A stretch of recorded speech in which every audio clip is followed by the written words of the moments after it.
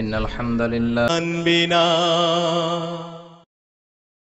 إن الحمد لله نحمده ونستعينه ونستغفره ونؤمن به ونتوكل عليه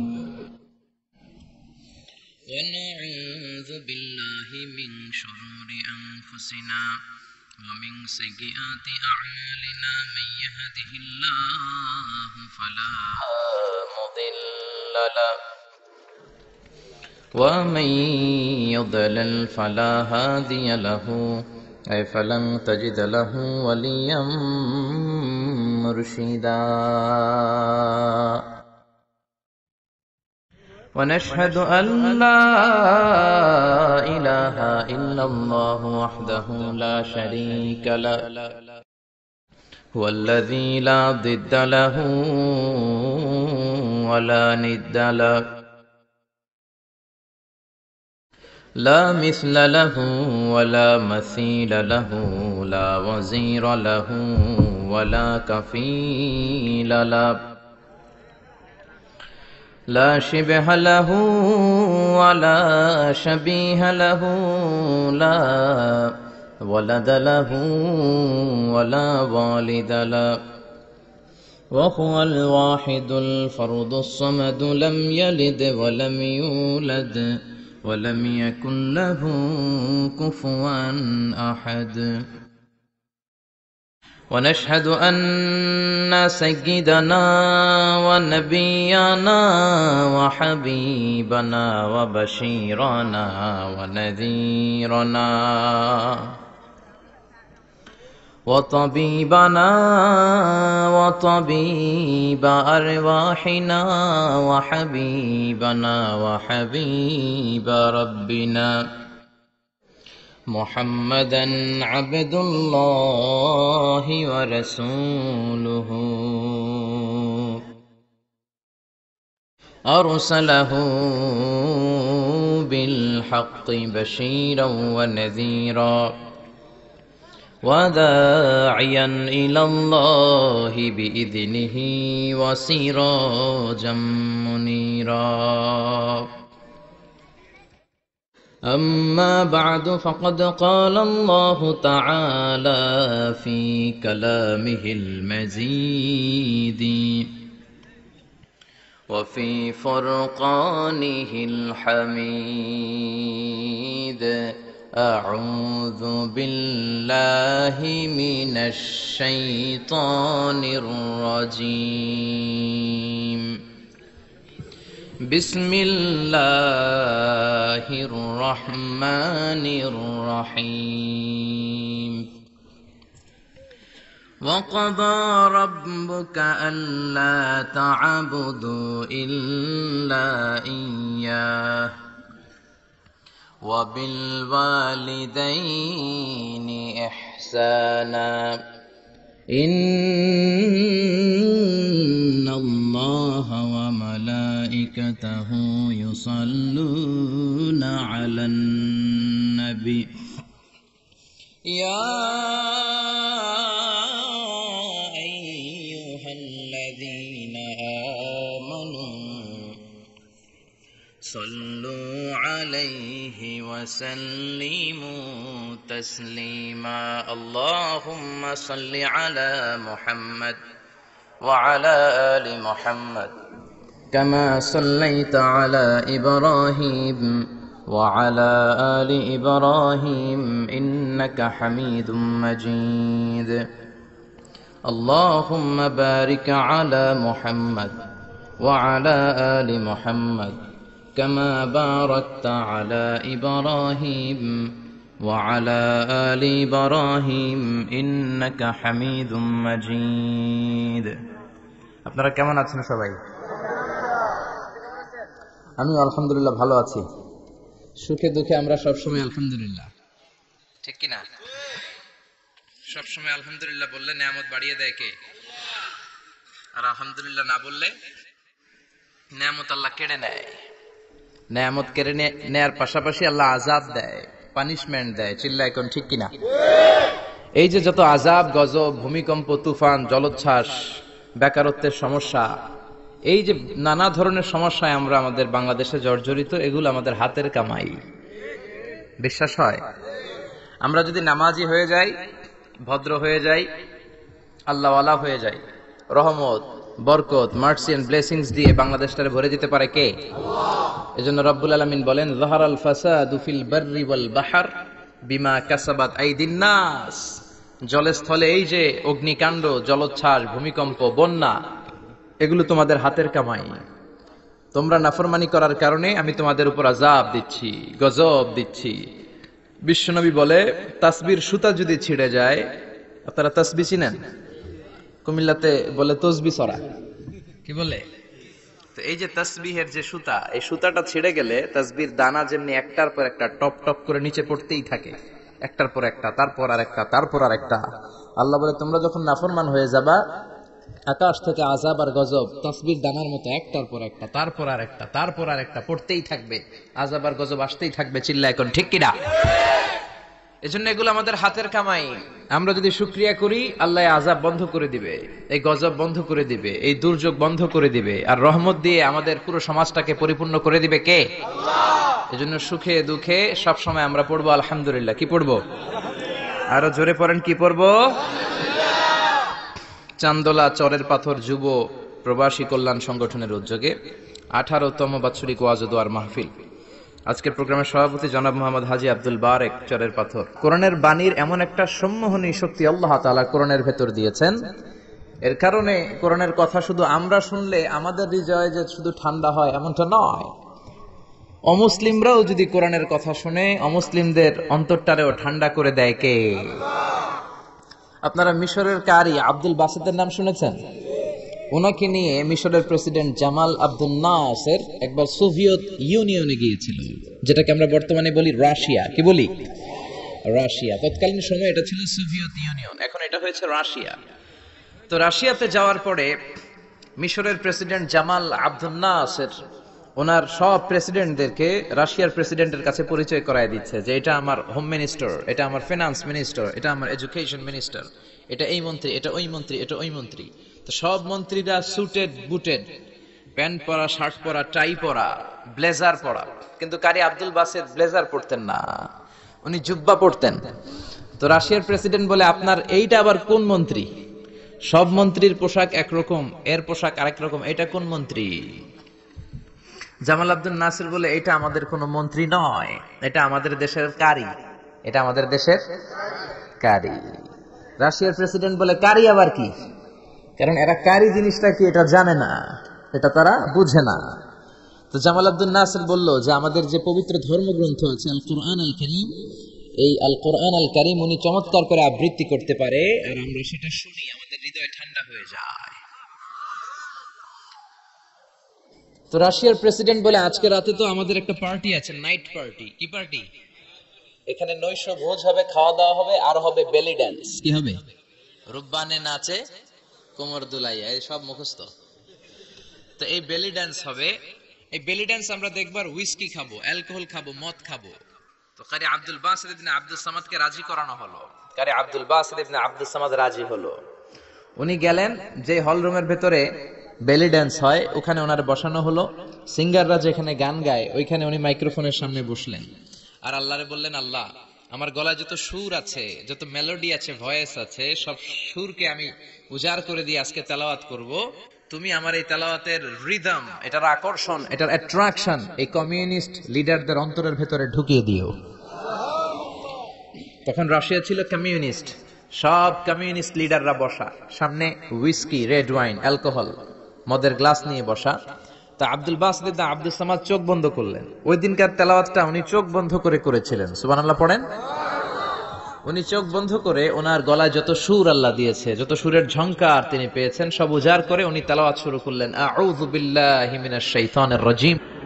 যতক্ষণ তেলাওয়াত চলেছে কেউ মদ খায় নাই, তাকিয়ে রইলেন, মন্ত্রমুগ্ধ হয়ে শুনলেন, আর সকলের চোখ দিয়ে দার দার করে পানি ঝরতে শুরু করলো।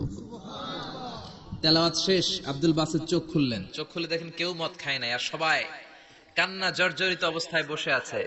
মিশরের প্রেসিডেন্ট জামাল আব্দুল নাসের কমিউনিস্ট লিডারদেরকে জিজ্ঞেস করলেন, এই যে আমাদের আবৃত্তিকার ও কোরআন থেকে আবৃত্তি করেছে, আপনারা কি এর অর্থ বুঝেছেন? তারা বলে, না বুঝি নাই। কোনো মানে বুঝেছেন? না বুঝি নাই। তো কেঁদেছেন কেন? কমিউনিস্ট লিডাররা বলে, এত চমৎকার সুরেলা সুর, এরকম গলা, এরকম ভয়েস আমরা আমাদের জীবনে শুনি নাই। এটা শুনে আমাদের হৃদয়টা ঠান্ডা হয়ে গিয়েছে। আমাদের অন্তরে অনেক জ্বালা, অনেক যন্ত্রণা, অনেক দুঃখ কষ্ট, এগুলোকে ভুলে থাকার জন্য আমরা রাতে বেলি ড্যান্স দেখি আর মদ খাই। এরকম কারি যদি আমাদের দেশে থাকতো, আমরাও প্রতি রাতে বেলি ড্যান্স না দেখে কোরআন শুনতাম। তারা কাঁদতে শুরু করেছে, কোরআনের অর্থ বুঝে নাই, মানে বুঝে নাই। কিন্তু এই বিজাতিদের কমিউনিস্ট লিডারদের অন্তরটারে ঠান্ডা করে দিয়েছে কে? ওই কোরআন আমাদের কাছে আছে না নাই? নাকি আব্দুল বাসেদ আরেকটা কোরআন থেকে তেলাওয়াত করেছিল? জোরে বলেন। এই কোরআনের কোনো চেঞ্জ হয়েছে? ১৫০০ বছরের এই লম্বা সময়ে কোরআনের একটা আয়াতও চেঞ্জ হয়েছে? একটা শব্দ, একটা অক্ষর, একটা জের জবর পরিবর্তন হয়েছে? জোরে বলেন, হয়েছে? এই কোরআনের মতো আরেকটা বই যদি আমরা পৃথিবীর সবাই মিলে বানাতে চাই, বানানো যাবে? জোরে বলেন, যাবে? আপনারা আহমদ দিদাদের নাম শুনেছেন? জাকির নায়েকের গুরু আহমদ দিদাদ একটা বই লিখেছেন, the ultimate miracle of the holy Quran. ওই বইতে তিনি উল্লেখ করেছেন, ইউনাইটেড স্টেটস অফ আমেরিকার কিছু বিজ্ঞানীরা সবচেয়ে পাওয়ারফুল যে কম্পিউটার, ক্রে 1 সুপার কম্পিউটার, এটা দিয়ে আমেরিকার মিলিটারিতে যারা চান্স পায়, মানে সেনাবাহিনীতে, তারা ম্যাথমেটিক্যাল ক্যালকুলেশন গুলো করার জন্য এই কম্পিউটার ব্যবহার করে। তো আমেরিকার বিজ্ঞানীরা আহমদ দিদাত তার ultimate miracle of the Holi কোরআনে বলছেন যে কম্পিউটারের সব ইনফরমেশন গুলোকে কনসাইজ করে ওই ক্রে 1 সুপার কম্পিউটারের মাইক্রো চিপসের ভেতর ঢুকিয়ে কমান্ড করেছে, is it possible to create a book like Quran? ও কম্পিউটার, তুমি অ্যানালাইসিস করে বলো, এই কোরআনের মতো আরেকটা বই কি পৃথিবীর মানুষের বানানো সম্ভব? আপনারা বলছেন জি না, কিন্তু কম্পিউটার বলেছে ইয়েস, সম্ভব। It's possible, it's possible, but you need to spend more than 63 octillion years. সম্ভব, কিন্তু পৃথিবীর সব মানুষদেরকে 63 অক্ট্রিলিয়ন বছর বেঁচে থাকা লাগবে আর চেষ্টা করা লাগবে। এটা শুনে বিজ্ঞানীরা তো মহা খুশি, হোক না অক্ট্রিলিয়ন আর ফক্ট্রিলিয়ন, পারা তো যাবে। কিন্তু নিউমেরিক্যাল সায়েন্স বলে যে octillion is very dangerous to reach দেয়ার।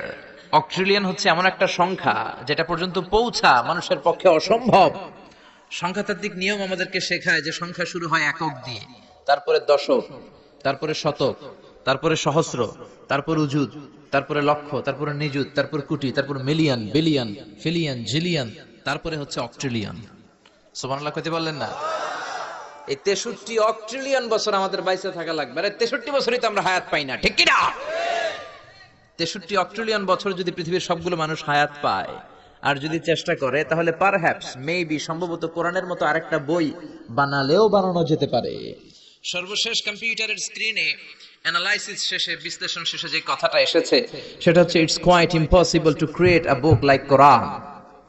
পৃথিবীর মানুষগুলোর 63 অক্ট্রিলিয়ন বছর বেঁচে থাকাও সম্ভব না, কোরআনের মতো আরেকটা বইও বানানো সম্ভব না। চিল্লায় বলেন ঠিক কিনা? ওই কোরআন আমাদের হাতে আজও আছে না নাই? The greatest resource of power, the book of books, পৃথিবীর সবচেয়ে সেরা বই। এই বইয়ের কপিগুলা যদি কেউ আগুন দিয়েও জ্বালায় দেয়, আমাদের হাফেজ ভাইদের কলিজার ভেতরে কোরআন আছে না নাই? যদি আগুন লেগে ধ্বংস হয়ে যায়,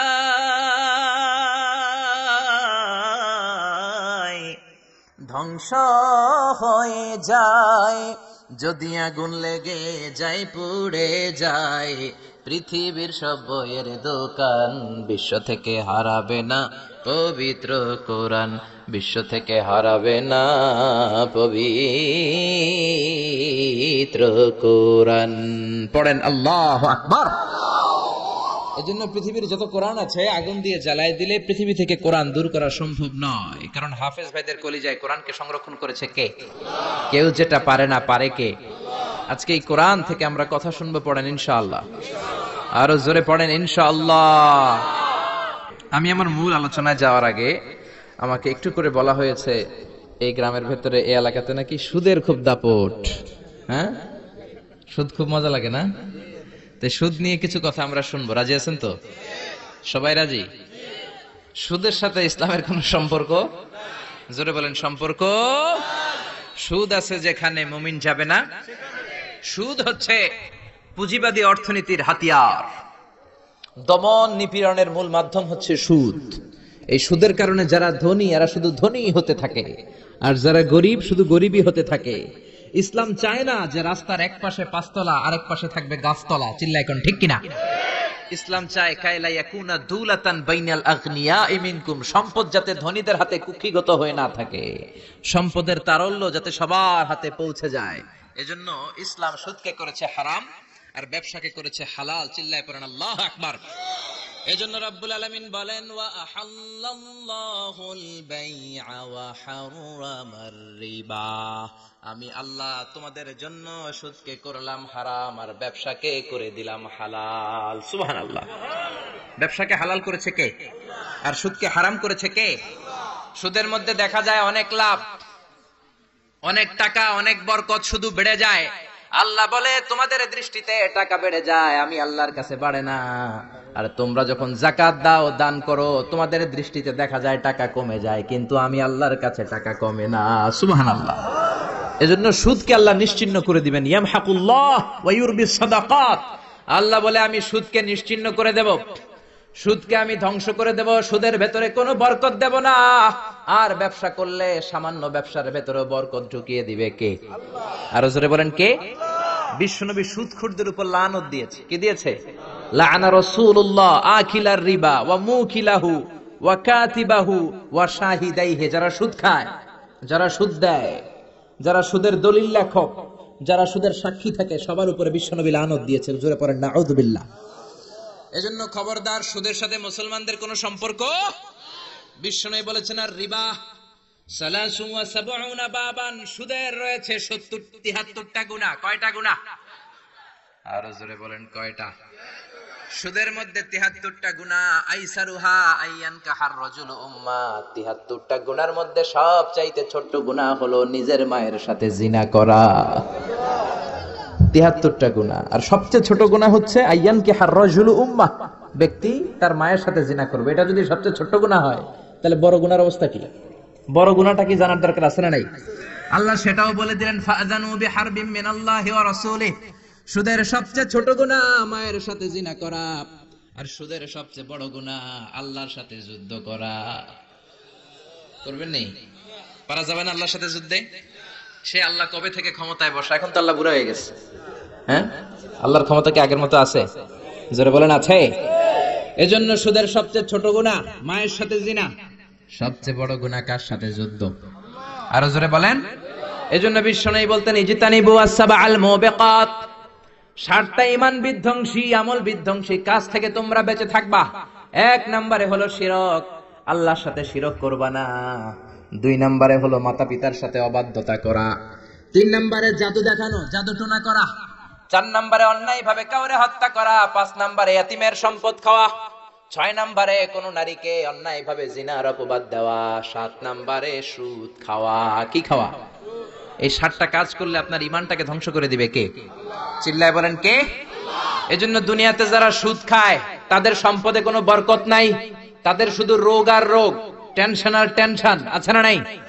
আবার বিশ্বনবী বললেন যারা সুদ খায় তাদের 3টা শাস্তি। কয়টা? আরো জোরে বলেন কয়টা?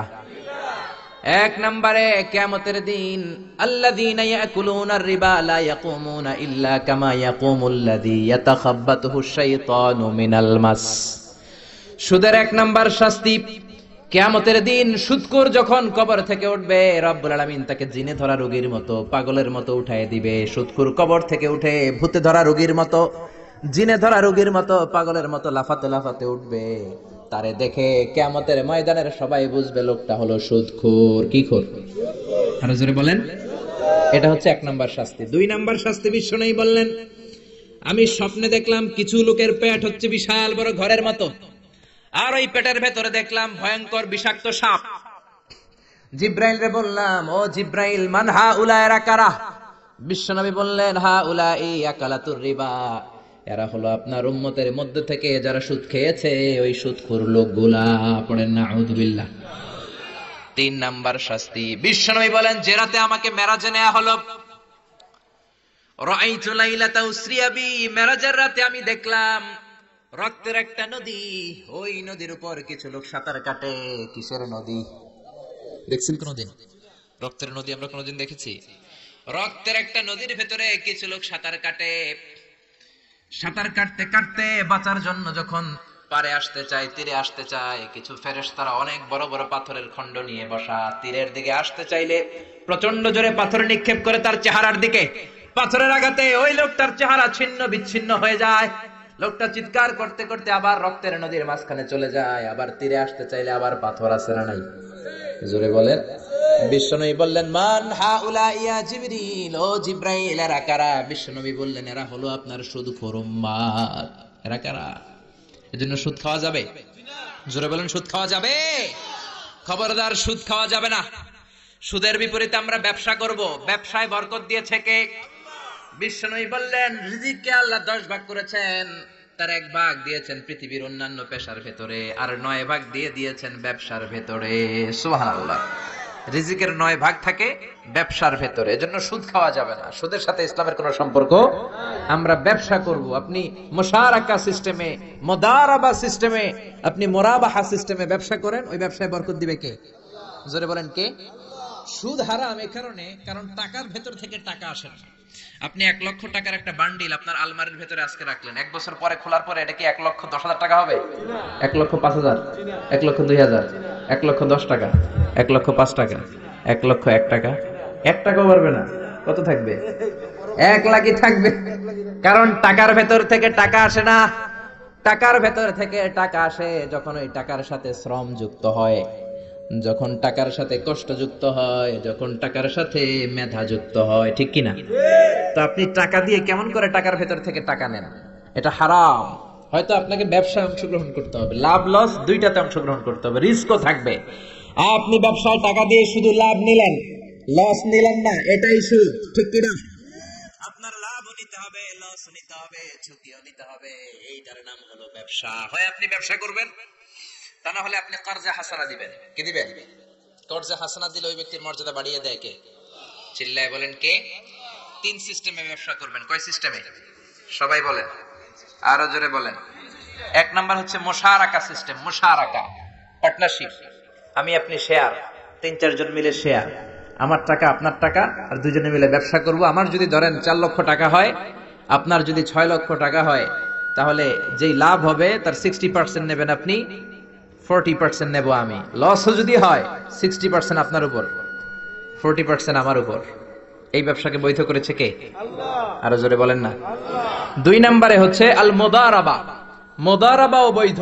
মুদারাবা মানে হচ্ছে আপনার টাকা আমার শ্রম। আল্লাহ আমারে কোনো টাকা দেয় না, আমি মিসকিন, আমি ফকির, আমি দেব শ্রম, আপনি দিবেন টাকা। কত পার্সেন্ট লাভ হলে কে কতটা নিব এটা আমরা ভাগ করে নিব। কিন্তু লস হলে আমার কোনো লস নাই, কারণ আমার শ্রম আপনার টাকা, আমি যে খাটছি এটাই তো আমার লস। ঠিক কিনা? কথা বলেন। আর টাকা যেহেতু আপনার, পুরো লস নেবেন আপনি। এই সিস্টেমও ব্যবসা যায়। 3 নাম্বার হচ্ছে আল মুরাবাহা। বুঝার চেষ্টা করেন, আমার ঘরে ফ্রিজ নাই, ফ্রিজের দাম 1 লক্ষ টাকা। কয় লাখ টাকা? আপনি আমারে বাজার থেকে 1 লক্ষ টাকা দিয়ে একটা ফ্রিজ কিনে আমার কাছে 1,20,000 টাকায় বিক্রি করবেন। এটা আমি কিস্তিতে দিব আপনারে, 6 মাসের কিস্তিতে দিব।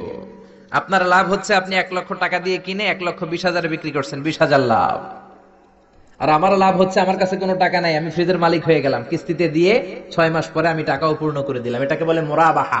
শাহজালাল ইসলামী ব্যাংক, আল আরাফা ইসলামী bank, Bangladesh Islamic bank limited, এই 3টার সিস্টেমে আপনাদের সাথে বিজনেস করে। আল মুদারাবা, আল মুশারাকা, আল মুরাবাহা। যেই সিস্টেমে আপনি করেন না কেন, এগুলোর কবুল করে নিবে কি? কিন্তু এগুলো না করে 100 টাকার বান্ডিল দিয়ে বললেন, এই নাও 100 টাকার বান্ডিল, এখানে 10,000 টাকা আছে, সুদে লাগালাম, মাসে দিবা 1,000। কয় হাজার? আরো জোরে বলেন।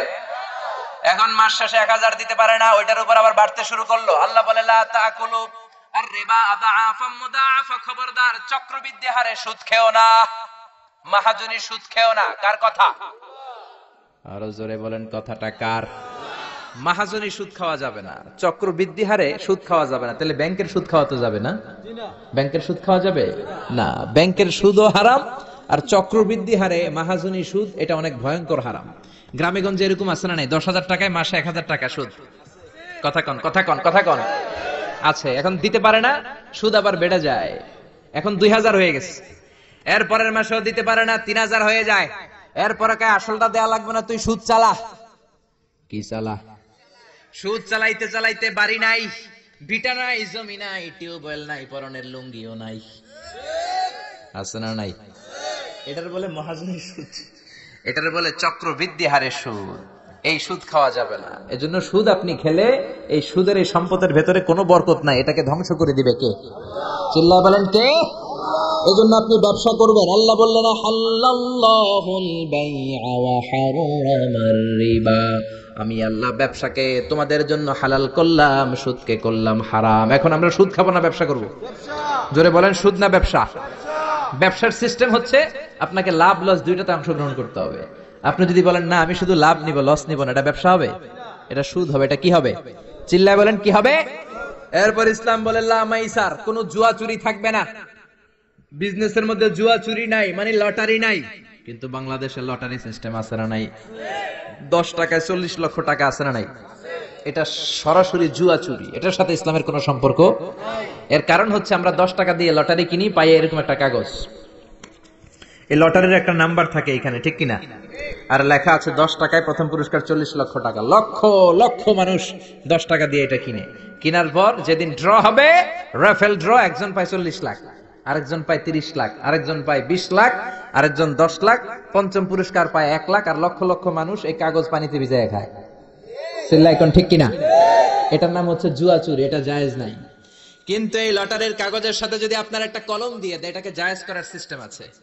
এই 10 টাকার লটারির, যখন আপনি লটারিটা কিনবেন, আপনাকে যদি একটা কলম দিয়ে দেয়, তাহলে কেমন যেন আপনি 10 টাকা দিয়ে একটা কলম কিনলেন।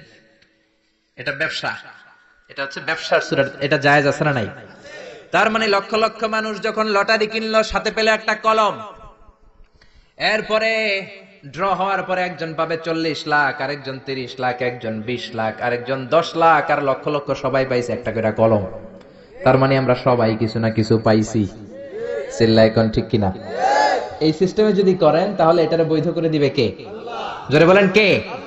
এরপরে ইসলাম বলেন নো আনসার্টেইনটি, কোন ব্যবসার মধ্যে আনসার্টেইনটি থাকতে পারবে না, সুনিশ্চিত হতে হবে সবকিছু। লা দারারা ওয়ালা দারার ওয়ালা গারারা ফিল বাই, বেচা কিনার মধ্যে কোনো ধোঁকাবাজি থাকতে পারবে না, অনিশ্চয়তা থাকতে পারবে না। অনেকে উড়ন্ত কবুতর বিক্রি করে, আছে না নাই? কবুতর যারা পালেন, 10টা কবুতর আছে আপনার, আপনি দেখবেন সারাদিন কবুতর আকাশে উড়ার পরে বিকালে আবার বাসায় চলে আসে। আপনি বললেন এই যে 10টা কবুতর আকাশে উড়ে, এই 10টা কবুতর আপনার বিক্রি করে দিলাম, এক একটা 100 টাকা করে, 10টায় কত হয়? 1000 টাকা বিক্রি করে দিয়েছেন। এই বিক্রি শরীয়ত সম্মত হয় না। এর কারণ প্রতিদিন কবুতরগুলো বিকেল বেলা উড়ার পরে সন্ধ্যাবেলায় ফিরে, আজকে বিকালে নাও ফিরতে পারে। যেরকম ঠিক কিনা? আজকে 10টা কবুতর যদি অন্যদিকে চলে যায়, 1000 টাকা লিয়ে কিলাকিলি আছে না নাই? ইসলাম বলে কিলাকিলির কোনো সুযোগ নাই। কবুতরগুলো নামবে, 10টারে তুমি ধরবা, কবজ করবা, তার হাতে হ্যান্ড ওভার করবা, তারপরে বিক্রি করবা। এটা জায়েজ করে দিবে কে? এরপরে পুকুরের মধ্যে মাছ থাকা অবস্থায় কেনা বেচা জায়েজ নাই। এরকম কেনা বেচা বাংলাদেশে আছে না নাই? আন্দাজে মানুষে শখের বসে কিনে ফেলে, পুকুরের মধ্যে বুদবুদ করতেছে, ভাবতেছে হাজার হাজার মাছ কিনছে, 10 লক্ষ টাকা দিয়ে কিনে ফেলছে। কই মাছের পুকুর, উঠায় দেয় 20 কেজি কই আর 50 কেজি কাঁকড়া আর 70 কেজি ব্যাং, আছে না নাই? এরপরে কিলাকিলি আছে না নাই? এজন্য ইসলাম বলে না, কবুতরটা হাতের মধ্যে কবজ করার পরে যেমনি বিক্রি করলাম, মাছগুলাও জাল দিয়ে তোলো, তারপরে গনে গনে বিক্রি করো, কবুল করে নিবে কে? গাভীর ওলানের মধ্যে দুধ রেখে বিক্রি করা জায়েজ নাই।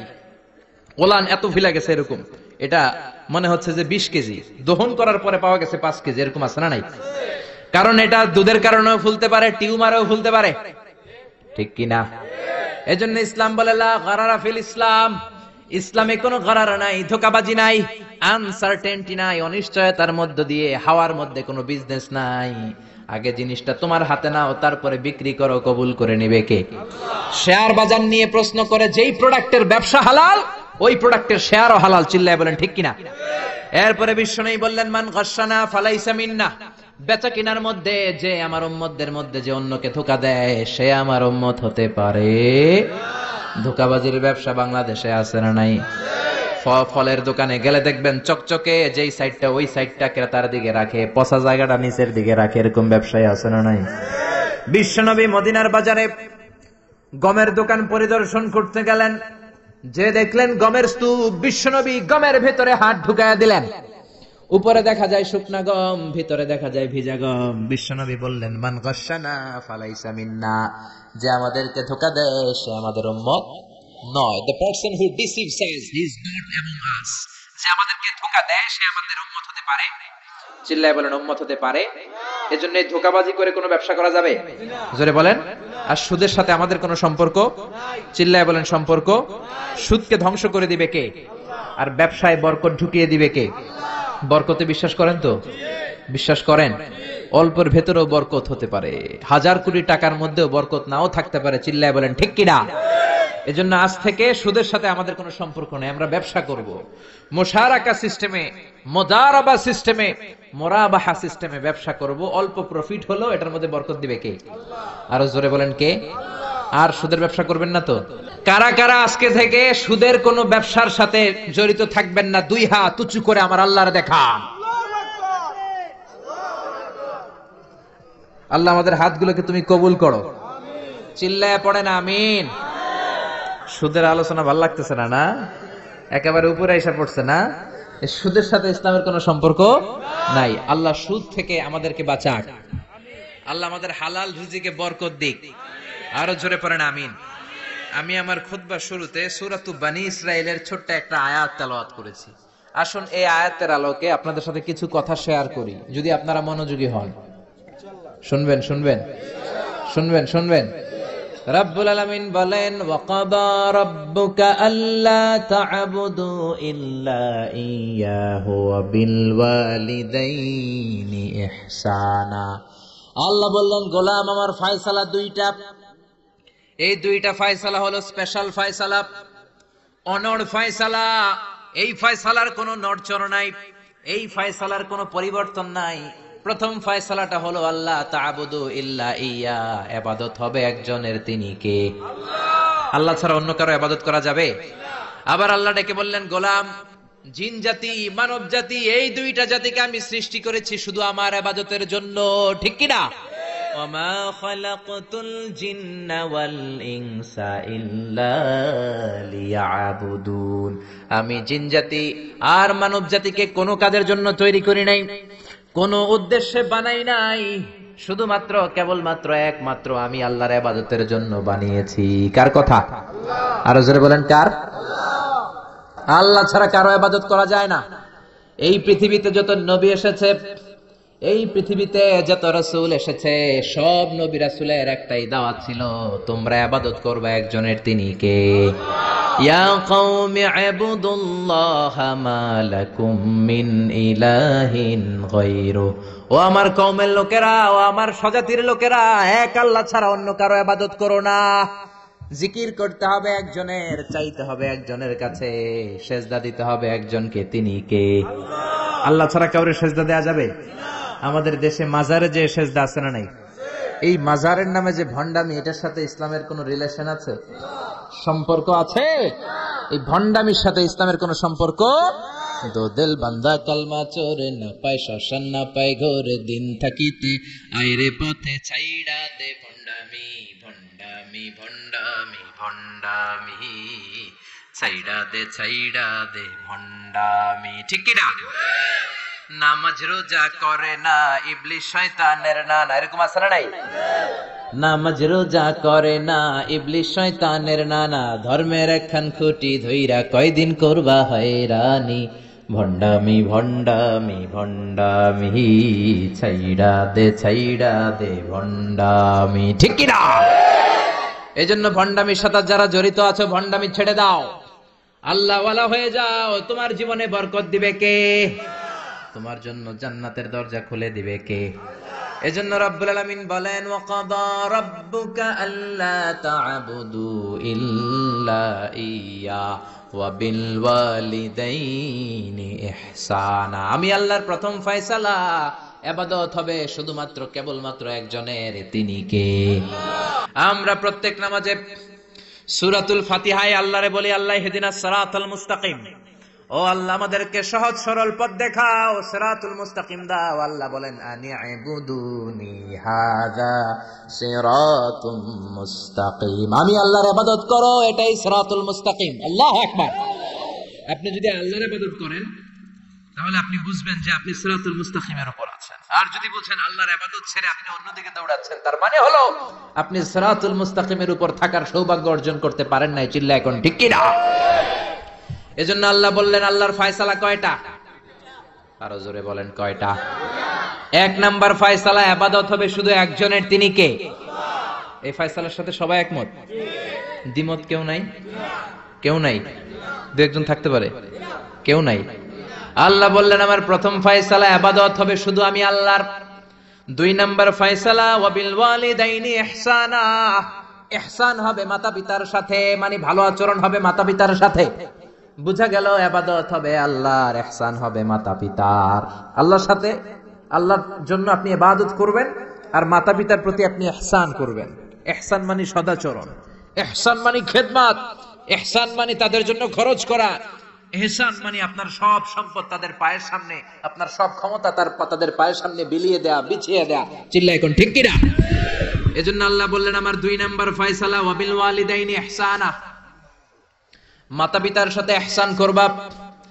আমরা বললাম আল্লাহ আপনার জন্য ইবাদত হবে এটা আমরা বুঝলাম, মাতা পিতার সাথে ইহসান কেমন করে হবে এটা আমরা বুঝলাম না। আল্লাহ বললেন ইহসান কাকে বলে যদি না বোঝো তাহলে বুঝে নাও, ইম্মা ইয়াবলুগান্না ইনদাকাল কিবারা আহাদুহুমা আও কিলাহুমা ফালা তাকুল লাহুমা উফ।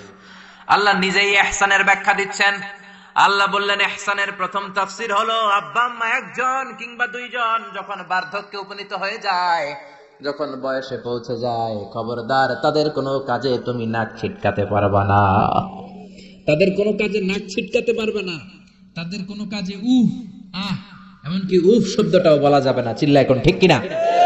কারণ আমরা যখন ছোট ছিলাম বাবা মারে কষ্ট দিয়েছি কি দেই নাই? আপনার কত বছর আগের ঘটনা মনে আছে? আপনার বয়স যখন 3 তখন আপনি কি করছিলেন মনে আছে? তো ওইটাই যদি মনে না থাকে, বয়স যখন 2 ছিল ওগুলা মনে আছে? বয়স যখন 1 ছিল ওগুলো মনে আছে? জ্বালাতনটা তো ওই সময় বেশি করছে। চিল্লা এখন ঠিক কিনা? শীতের রাত আমাকে নিয়ে আমার মা ঘুমালো, আমাকে রেখেছে ডান দিকে, পেশাব করে ডান পাশটা আমি ভিজিয়ে দিয়েছি। আমার মা আমাকে ঘর থেকে বের করে দেয় নাই, শীতের রাতে বাম দিকে আমাকে শোয়ালো। কনকনে মাঘ মাসের শীতের রাতে বাম পাশটাতেও পেশাব করে ভিজিয়ে দিলাম। আমার মা আমারে ঘর থেকে বের করে দেয় নাই। আমার মা তার বুকের মাঝখানে রেখে ঘুমাতে শুরু করেছে। মাঘ মাসের শীতের রাত 3টার দিকে পেশাব করে মায়ের বুকটাও আমি ভিজিয়ে দিয়েছি, জামাটাও ভিজিয়ে দিয়েছি। মা 3টার দিকে উঠে নতুন শাড়ি পরে, নতুন জামা পরে, আগের ভিজা পেশাব মাখানো জামাটাকে চেঞ্জ করে আবার আমাকে নিয়ে ঘুমিয়েছে। আমাকে ঘর থেকে বের করেছে নাকি? জোরে বলেন। এজন্য আল্লাহ বুঝাতে চাইলেন গোলাম ছোট্টবেলা যেমনি কষ্ট দিয়েছো মা বাবা রেগে যায় নাই, তোরে লাথি মেরে ঘর থেকে তাড়ায় দেয় নাই, তোরে এতিমখানায় দেয় নাই। মা বাবা বয়সে যখন উপনীত হয়ে যায়, বার্ধক্যে যখন পৌঁছে যায়, ওই মা বাবারে খবরদার বৃদ্ধাশ্রমে দিয়ে আসবি না। বৃদ্ধাশ্রম বাংলাদেশে আছে না নাই? ছেলে আমার মস্ত মানুষ, মস্ত অফিসার, মস্ত ফ্ল্যাটে যায় না দেখা এ পারে ও পার, নানান রকম জিনিস আর আসবাব দামি দামি, সবচেয়ে কম দামি ছিলাম একে মাত্র আমি। ছেলের আবার আমার প্রতি অগাধ সম্ভ্রম, আমার ঠিকানা তাই বৃদ্ধাশ্রম। ঠিক কিনা? অনেক কপাল পোড়া আছে, ডাকাত আছে। মা বাবা বার্ধক্যে উপনীত হওয়ার পরে তাদের কর্মকাণ্ডে নাক ছিটকায়, ঘরে আর বাবা মারে রাখতে মনে চায় না, বৃদ্ধাশ্রমে রেখে আসে। এরকম ডাকাত আছে রাড়াই। বাবা মারে বৃদ্ধাশ্রমে দেয়া যাবে? চিল্লায় বলেন দেয়া যাবে? যে বেয়াদব গুলো, যে ডাকাত গুলো মার বাবারে বার্ধক্যে উপনীত হলে, বয়স হয়ে গেলে বৃদ্ধাশ্রমে দিয়ে আসে, ওই বেয়াদবটা বুড়া হলে ওর কপালে বৃদ্ধাশ্রম জুটবে না। চিল্লা এখন ঠিক কিনা? ভাঙ্গা থালা হাতে নিয়ে তুই ভিক্ষা করে খাবি। চিল্লা এখন ঠিক কিনা? আল্লাহ বললেন আমার 2 নাম্বার ফয়সালা ওয়াবিল ওয়ালিদাইনি ইহসানা, মাতা পিতার সাথে ইহসান করবা। ইহসানের প্রথম ব্যাখ্যা ইম্মা ইয়াবলুগান্না ইনদাকাল কিবারা আহাদুহুমা আও কিলাহুমা ফালা তাকুল লাহুমা উফ। মা বাবার একজন কিংবা দুইজন যদি বার্ধক্যে উপনীত হয়ে যায়, খবরদার মা বাবারে বৃদ্ধাশ্রমে দিও না। মা বাবা পেশাব করে দিতে পারে, পায়খানা করে দিতে পারে, তোমাকে যেমনি পরিষ্কার করে আদর যত্ন করেছে তুমিও পরিষ্কার করবা, মা বাবার খেদমত করবা, তোমার জীবনটারে উজালা করে দিবে কে?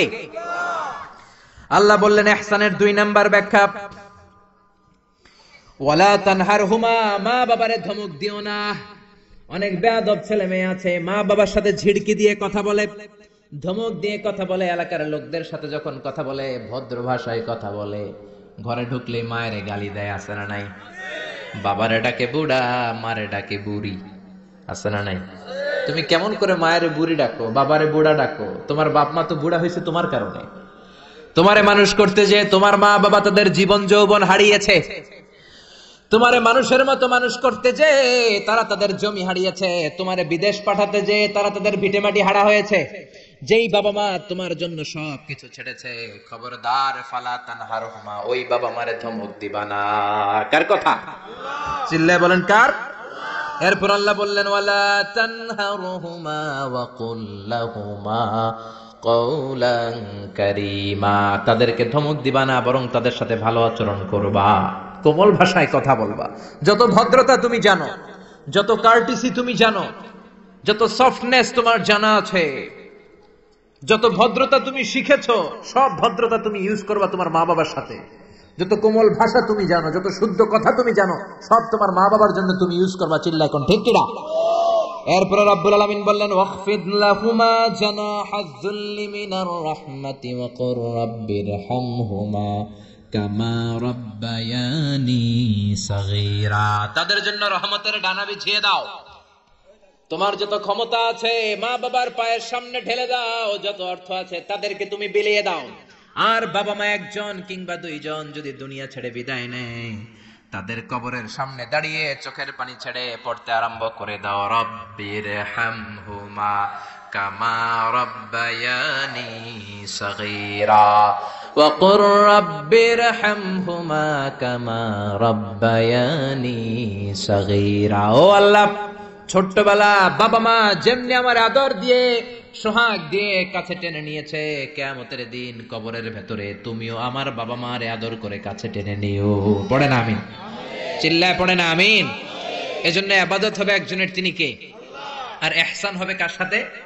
এজন্য মা বাবার দোয়ার দরকার আছে না নাই?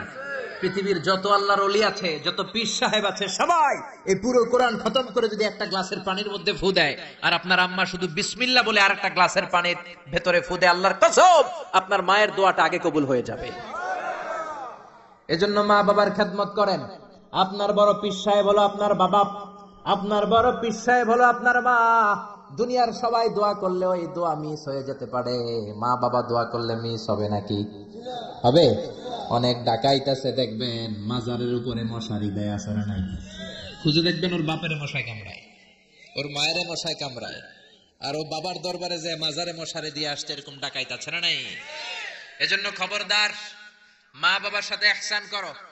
বিশ্বনবী মসজিদে নববীতে মিম্বারের এক তলার মধ্যে পা রাখলেন, আওয়াজ করে বললেন আমিন। দ্বিতীয় তলার ভেতরে পা রাখলেন, আওয়াজ করে বললেন আমিন। তৃতীয় স্টেপে পা রেখে বিশ্বনবী পড়লেন আমিন। সাহাবারা বললেন নবী 3 বার আমিন বললেন, কেন বললেন বুঝলাম না। বিশ্বনবী বললেন প্রথম স্টেপে যখন পা রাখলাম, জিব্রাইল এসে বলল রমজান মাস পাওয়ার পরে রোজা রেখে ইবাদত করে যেই বান্দা গুনাহ মাফ করতে পারে নাই, তার উপরে আল্লাহর লানত। আমি বিশ্বনবী বললাম আমিন। দ্বিতীয় স্টেপে পা রাখলাম, জিব্রাইল বলল মাতা পিতা পাওয়ার পরে যারা মাতা পিতার খেদমত করে নিজের জীবনের গুনাহ ঝরাতে পারে নাই, জান্নাত কামাতে পারে নাই, তাদের উপরও আল্লাহর লানত। আমি বিশ্বনবী বললাম আমিন। 3 নাম্বার স্টেপে বিশ্বনবী বললেন আমার নাম শোনার পরে আমার যে উম্মত আমার উপর দরুদ পড়লো না, তাদের উপর আল্লাহর লানত। আমি বললাম আমিন। পড়েন সাল্লাল্লাহু আলাইহি ওয়াসাল্লাম, চিৎকার করে পড়েন সাল্লাল্লাহু। এজন্য মাতা পিতার খেদমতের দরকার আছে না নাই? গোটা বিশ্বটা একদিকে, মায়ের দোয়া আরেকদিকে। চিল্লায় বলেন ঠিক কিনা? আপনি বুলেট মারলে বুলেট মিস হতে পারে, ড্রোন হামলা করলে মিস হতে পারে, মায়ের দোয়া মিস হবে? জোরে বলেন মিস হবে? এক সাহাবী বলল নবী আইয়ুল আমালে আফদাল, সবচেয়ে সেরা আমল কোনটা? বিশ্বনবী বললেন সবচেয়ে সেরা আমল হলো আসসালাতু ফি ওয়াক্তিহা, সময় মতো নামাজ পড়া। 2 নম্বরে বললেন বিররুল ওয়ালিদাইন, মাতা পিতার খেদমত করা। 3 নম্বরে বললেন আল জিহাদু ফি সাবিলিল্লাহ, আল্লাহর রাস্তায় জিহাদ করা। তার মানে পৃথিবীর শ্রেষ্ঠতম 3টা আমলের মধ্যে মাতা পিতার খেদমতের আমলটাও আছে না নাই? মাতা পিতার খেদমত এটা সবচেয়ে ভালো আমল। আরেক হাদিসে বিশ্বনবী বললেন এটা জিহাদের চেয়ে বেশি সওয়াবওয়ালা। এক সাহাবী বললেন নবী আস্তাযিনুকাল জিহাদ, আমি জিহাদে যেতে চাই, অনুমতি দেন। বিশ্বনবী বললেন তোমার বাবা মা কেউ বেঁচে আছে নাকি? সাহাবী বললেন বেঁচে আছে। বিশ্বনবী বললেন ফাফিহিমা ফাজাহিদ, যাও বাবা মার খেদমত শুরু করে দাও। বাবা মার খেদমত করলে ঘরে বসেই জিহাদের সওয়াব পাবা, ঘরে বসেই জিহাদের সওয়াব পাওয়া যাবে। রিদার রাব্বি ফি রিদাল ওয়ালিদ ওয়া সাকাতুহু ফি সাকাতিল ওয়ালিদ, বাবা মা খুশি তো আরশের মালিক খুশি, বাবা মা না খুশ তো আরশের মালিকও না খুশ। চিল্লা এখন ঠিক কি না? এজন্য বিশ্বনবী বলতেন তোমাদের প্রত্যেকের ঘরের ভেতরে 2টা জান্নাত আছে, কারণ জান্নাতে 2টা স্পেশাল দরজা আছে। একটা দরজার নাম হলো আল আব মানে আব্বা, আর একটা দরজার নাম হলো আল উম মানে আম্মা। একটা দরজার নাম বাবা আর একটার নাম মা। এজন্য বিশ্বনবী বলেন এই 2টা দরজার সাথে তোমরা কি আচরণ করবা তোমাদের ডিসিশন। হুমা জান্নাতুকা ওয়া নারুক, বাবা মাই তোমার জান্নাত, বাবা মাই তোমার জাহান্নাম। বাবা মার সাথে ভালো আচরণ করলে 8টা জান্নাতের দরজা তোমার জন্য খুলে দিবে কে? আর খারাপ আচরণ করলে জাহান্নাম আছে না নাই? তোমার বাবা মা যদি কাফের হয়, হিন্দু হয়, বৌদ্ধ হয়, তারপরও ভালো আচরণ করবা, ঠিক কি না? বাংলার জমিনে এরকম অনেক হিন্দু ফ্যামিলি আছে, হিন্দু ইয়াং ছেলে মুফাসসিরে কোরআনের তাফসীর শুনে হাতে হাত রেখে কালিমা পড়ে মুসলমান হয়ে গেছে, আছে না নাই? কিন্তু মা তো মুসলমান হয় নাই, বাবা তো মুসলমান হয় নাই, বাপ মা হিন্দুই রয়ে গেছে। তো বাপ মা হিন্দু, ছেলে মুসলমান, তুমি কি মা বাবার সাথে খারাপ আচরণ করতে পারবা? কথা বলেন। মা বাবা হিন্দু হোক, নাস্তিক হোক, বৌদ্ধ হোক আর খ্রিস্টান হোক, মা বাবার দোয়া নিতে হবে, আশীর্বাদ নিতে হবে। চিল্লা এখন ঠিক কিনা? বিশ্বনবীর শালী নাম কি বলেন তো, কেউ জানেন? বিশ্বনবীর শালীর নাম কি? আসমা। মাশাআল্লাহ, আসমা বিনতে আবি বকর বিশ্বনবীর শালী। উনি মুসলিমা, কিন্তু উনার মা ছিল মুশরিকা। বিশ্বনবীরে বললেন নবী আমি মুসলিমা কিন্তু আমার মা মুশরিকা, কাফেরা, এখন আমি কি করব? আমার মায়ের সাথে কি ভালো আচরণ করব নাকি? বিশ্বনবী বললেন খবরদার, মা মুশরিক হোক কাফের হোক তারপরেও তোমার মা, ঠিক কি না? সিলিহা, দোয়া দাও, ভালো আচরণ করো, সম্পর্কটারে মিলায় রাখো, তোমার জান্নাতে ঢুকাই দিবে কে? 3 জিনিসের দিকে তাকালেই সওয়াব। 3টা জিনিসের দিকে তাকানোর সাথে সাথে আপনার আমলনামায় সওয়াব দিবে কে? 1 নম্বর নাযার ইলাল কোরআন, কোরআনের দিকে যখন নজর করে তাকাবেন আপনার আমলনামায় সওয়াব দিবে কে? সুবহানাল্লাহ কইতে মনে চায় না? 2 নম্বরে কাবা, কাবার দিকে তাকালে সওয়াব দেয় কে? 3 নম্বরে নাযার ইলা ওয়াজহিল ওয়ালিদাইন, মাতা-পিতার চেহারার দিকে নজর করে তাকালে সওয়াব দেয় কে? এজন্য বিশ্বনবী বললেন সালাসু দাওয়াতিন মুস্তাজাবাত, 3 ব্যক্তির দোয়া কোনদিন আল্লাহ ফিরায় না। 1 নম্বরে দাওয়াতুল মুসাফির, মুসাফিরের দোয়া। আপনি সফর করেন না মাঝে মাঝে, কক্সবাজারে যাচ্ছেন, সিলেট যাচ্ছেন, এই যে গাড়ির মধ্যে বসে আছেন, ওই সময় আপনি দোয়া করবেন বেশি বেশি।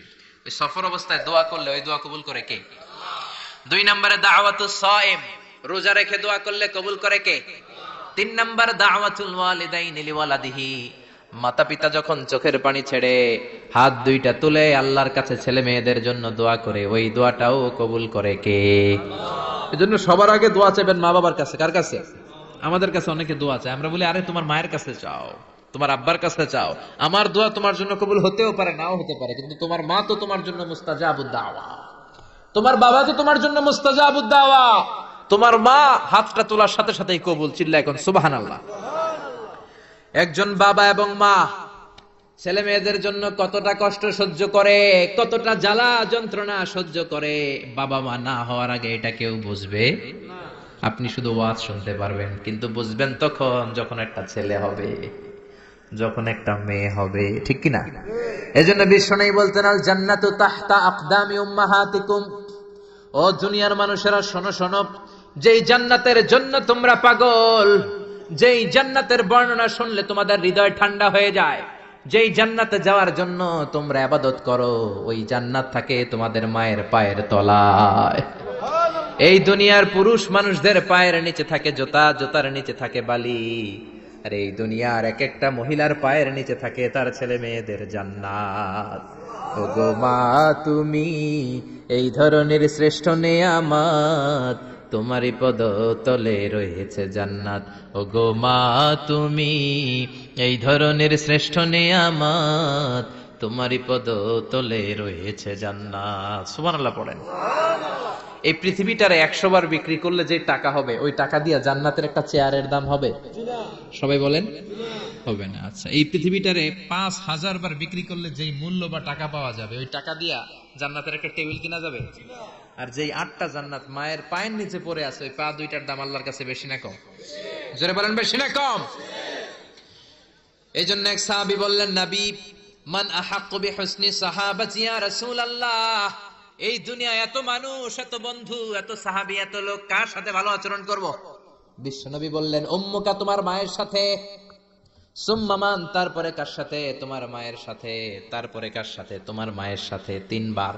আর এক হাদিসে আছে 4 বার বললেন তোমার মায়ের সাথে, 5ম বার বললেন তোমার পিতার সাথে। সুবহানাল্লাহ। মায়ের মর্যাদা 4 গুণ বেশি। কয় গুণ? এর কারণ আল্লাহ কোরআনে বলে দিলেন সূরা লোকমানে, হামালাতহু উম্মুহু, মায়ের মর্যাদা এত বেশি হওয়ার কারণ হলো, বাবা তোমারে পেটে ধরে নাই, পেটে ধরেছে কে? ওয়াহানান আলা ওয়াহান, 10 মাস 10 দিন বাবা কষ্ট সহ্য করে নাই, করেছে কে? ওয়াফিসালুহু ফি আমাইন, 2 বছর বাবা তোমারে দুধ খাওয়ায় নাই, দুধ খাওয়ালো কে? কত লিটার দুধ, কত গ্যালন দুধ, কত কেজি দুধ মায়ের বুক থেকে আপনি খেয়ে খেয়ে সাবার করছেন 2 বছরে, কোনো হিসাব আছে? জোরে বলেন। বিশ্বনবী বললেন, লাউ কাতাআতা জিলদাক, তোমার চামড়াটা কেটে কেটে রোদে শুকিয়েও যদি মায়ের 2 পায়ের 2টা জুতা বানিয়ে দাও, ছোট্টবেলায় 1 ঢোক দুধ যে তুমি খেয়েছো, সেই 1 ঢোক দুধের শোধ আদায় হবে নাকি?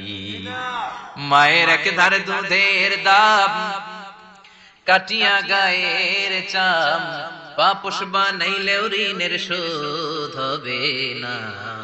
এমন দরদি ভাবে কেউ হবে না আমার মা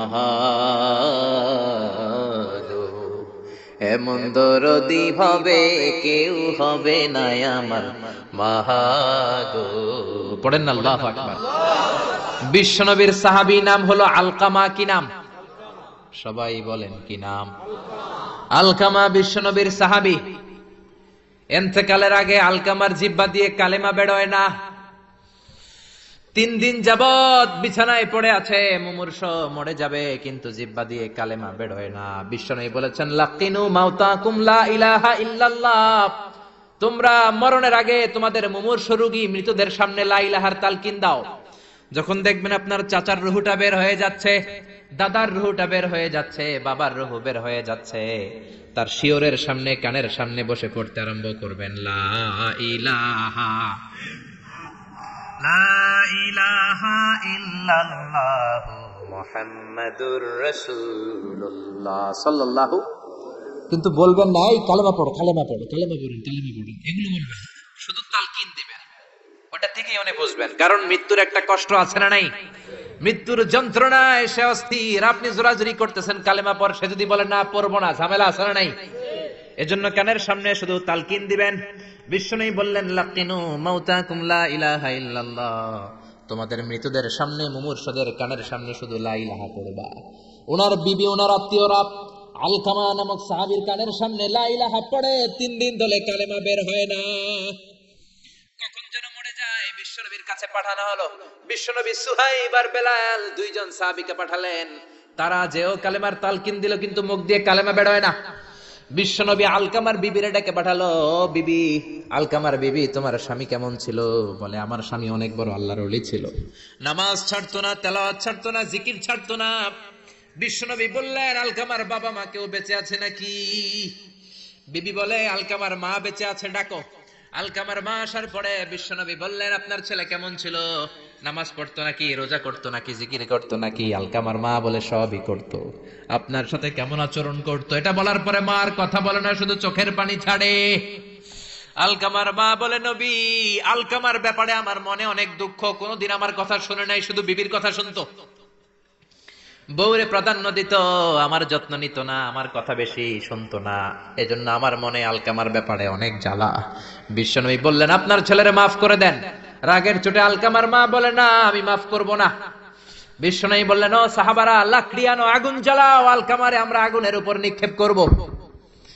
আগুন জ্বালানো হলো, সব সাহাবারা আলকামাকে ধরে আগুনের মধ্যে ফেলবে। ইন দা মিন টাইম দুঃখিনী মা বিশ্বনবীর পায়ের সামনে এসে বলে, ও নবী, আমার কলিজার টুকরাটারে আগুনে ফেলবেন না। ও নবী, আমার মনে আর কোনো জ্বালা নাই, আমার মনে আর কোনো দুঃখ নাই। আলকামা তো আমার নার ছেড়া ধন। 10 মাস 10 দিন আমার পেটে ছিল, আমার দেহ থেকে নিউট্রিশন নিয়ে, খাদ্য পুষ্টি নিয়ে আলকামা বড় হয়েছে। বেয়াদবি করেছে, কি হয়েছে? আমি আলকামারে মাফ করে দিলাম গো নবী। আলকামার মাপ, আলকামা শিওরের সামনে দাঁড়িয়ে যখন মাফ করার ঘোষণা দিয়েছে, বিশ্বনবী সাক্ষী, সাহাবারা দাঁড়িয়ে আছে। আলকামা চিৎকার করে পড়তে আরম্ভ করলো, লা ইলাহা ইল্লাল্লাহু মুহাম্মাদুর রাসূলুল্লাহ সাল্লাল্লাহু আলাইহি ওয়াসাল্লাম। আল কালিমা তাইয়্যিবা চিৎকার করে পড়ার সাথে সাথে তার রূহ কবজ হয়ে গেল। চিল্লায় পড়েন আল্লাহু আকবার। এজন্য মায়ের দোয়া বড় দোয়া, বাবার দোয়া বড় দোয়া। মা বাবা দোয়া করলেও কবুল, বদদোয়া করলেও কবুল। মা বাবার শুধু যদি দোয়াটাই কবুল হতো তাহলে টেনশন নাই, দোয়া করে না তো কি হয়েছে। কিন্তু বদদোয়া করলেও কবুল করে নেয় কে? আল্লাহ। দোয়া করলেও কবুল, বদদোয়া করলেও। সাইয়েদনা ইব্রাহিম আলাইহিস সালাম সাইয়েদনা ইসমাঈল আর হাজরাকে, আরবিতে নাম হলো হাজার, রেখে গেলেন মক্কায়। ওনার বিবি হাজরা ইন্তেকাল করলো, ছোট্ট দুধের শিশু, ওনার পায়ের ধাক্কায় জামজামের পানি বের হলো, বড় হতে লাগলেন। শৈশব পেরিয়ে কৈশোর, কৈশোর পেরিয়ে যৌবন, তাগড়া যুবক। তখন জুরহুম নামক একটা কওমের একটা মেয়েকে তিনি বিয়ে করলেন। বিয়ে করে সুখের সংসার শুরু করলেন আল্লাহর আদেশে। অনেক পরে সাইয়েদনা ইব্রাহিম তার কলিজার টুকরা ইসমাইলের বাড়িতে বেড়াতে গেল। কার বাড়িতে? কে গেল বেড়াতে? সাইয়েদনা ইব্রাহিম বেড়াতে গেলেন। যাওয়ার পরে দেখে সাইয়েদনা ইসমাইল ঘরে নাই। দরজার বাইরে থেকে সালাম দিলেন, আসসালামু আলাইকুম। এটা কিন্তু প্রামাণ্য বর্ণনা দিচ্ছি আমি বুখারী থেকে, বুখারীর বর্ণনা, এটা গল্প না। দরজার বাইরে থেকে সালাম দিলেন, আসসালামু আলাইকুম। ভেতর থেকে কর্কশ গলায়, ঝাঁঝালো কণ্ঠে, কণ্ঠের মধ্যে কোনো মায়া নাই, দয়া নাই, এরকম একটা কণ্ঠের মেয়ে উত্তর করে বলল, ওয়া আলাইকুমুস সালাম। সাইয়েদনা ইব্রাহিম জিজ্ঞেস করলো, কাইফা হালুকি ইয়া উম্মি, ও মা তুমি কেমন আছো? মেয়ে কয়, বেশি ভালো না। সংসার কেমন চলে? সুবিধার না? খাওয়া দাওয়া ঠিক মতো হয়নি না? কিচ্ছু হয় না? আমনে কেডা? সাইয়েদনা ইব্রাহিম বলে, আমি কে তোমার জানার দরকার নাই। ইদা জাআ যাওজুকি মিনাল গাবা, স্বামী যখন তোমার বন থেকে শিকার করে ফিরবে, ফাকরাই আলাইহিস সালাম, তোমার স্বামীরে আমার পক্ষ থেকে একটা সালাম দিবা। ও মুরিহি ইয়াগায়রা আতাবাতা বাবিহি, বলবা ঘরের দরজার চৌকাঠটা যেন পাল্টে ফেলে। সাইয়েদনা ইব্রাহিম চলে গেলেন। বিকেল বেলা জঙ্গল থেকে শিকার করে সাইয়েদনা ইসমাইল ঘরে ফিরলেন। ঘরে ফেরার পর বিবি বলে, একটা বুড়া আইছিল। বুড়া কে আইছিল? সাইয়েদনা ইসমাইল বলে, বুড়া? বুড়া মানুষ আবার আমার ঘরে আসবে কেন? কেন আসছে? আপনারে সালাম দিছে, ওয়া আলাইকুমুস সালাম। আর কি বলছে? বলেছে, আপনি যেন ঘরের দরজার চৌকাঠ পাল্টে ফেলেন। ওমিয়া, চোর বোঝে চোরের সিগন্যাল, পুলিশ বোঝে পুলিশের সিগন্যাল, নবী বোঝে নবীর সিগন্যাল। ঠিক কিনা? সাইয়েদনা ইসমাইল তো বুঝে ফেললেন, কিরে ঘরের দরজার চৌকাঠ পাল্টে ফেলো, এরকম রূপক কথা, মেটাফরিক্যাল ইঙ্গিত দুনিয়ার সাধারণ মানুষ দিতে পারে না।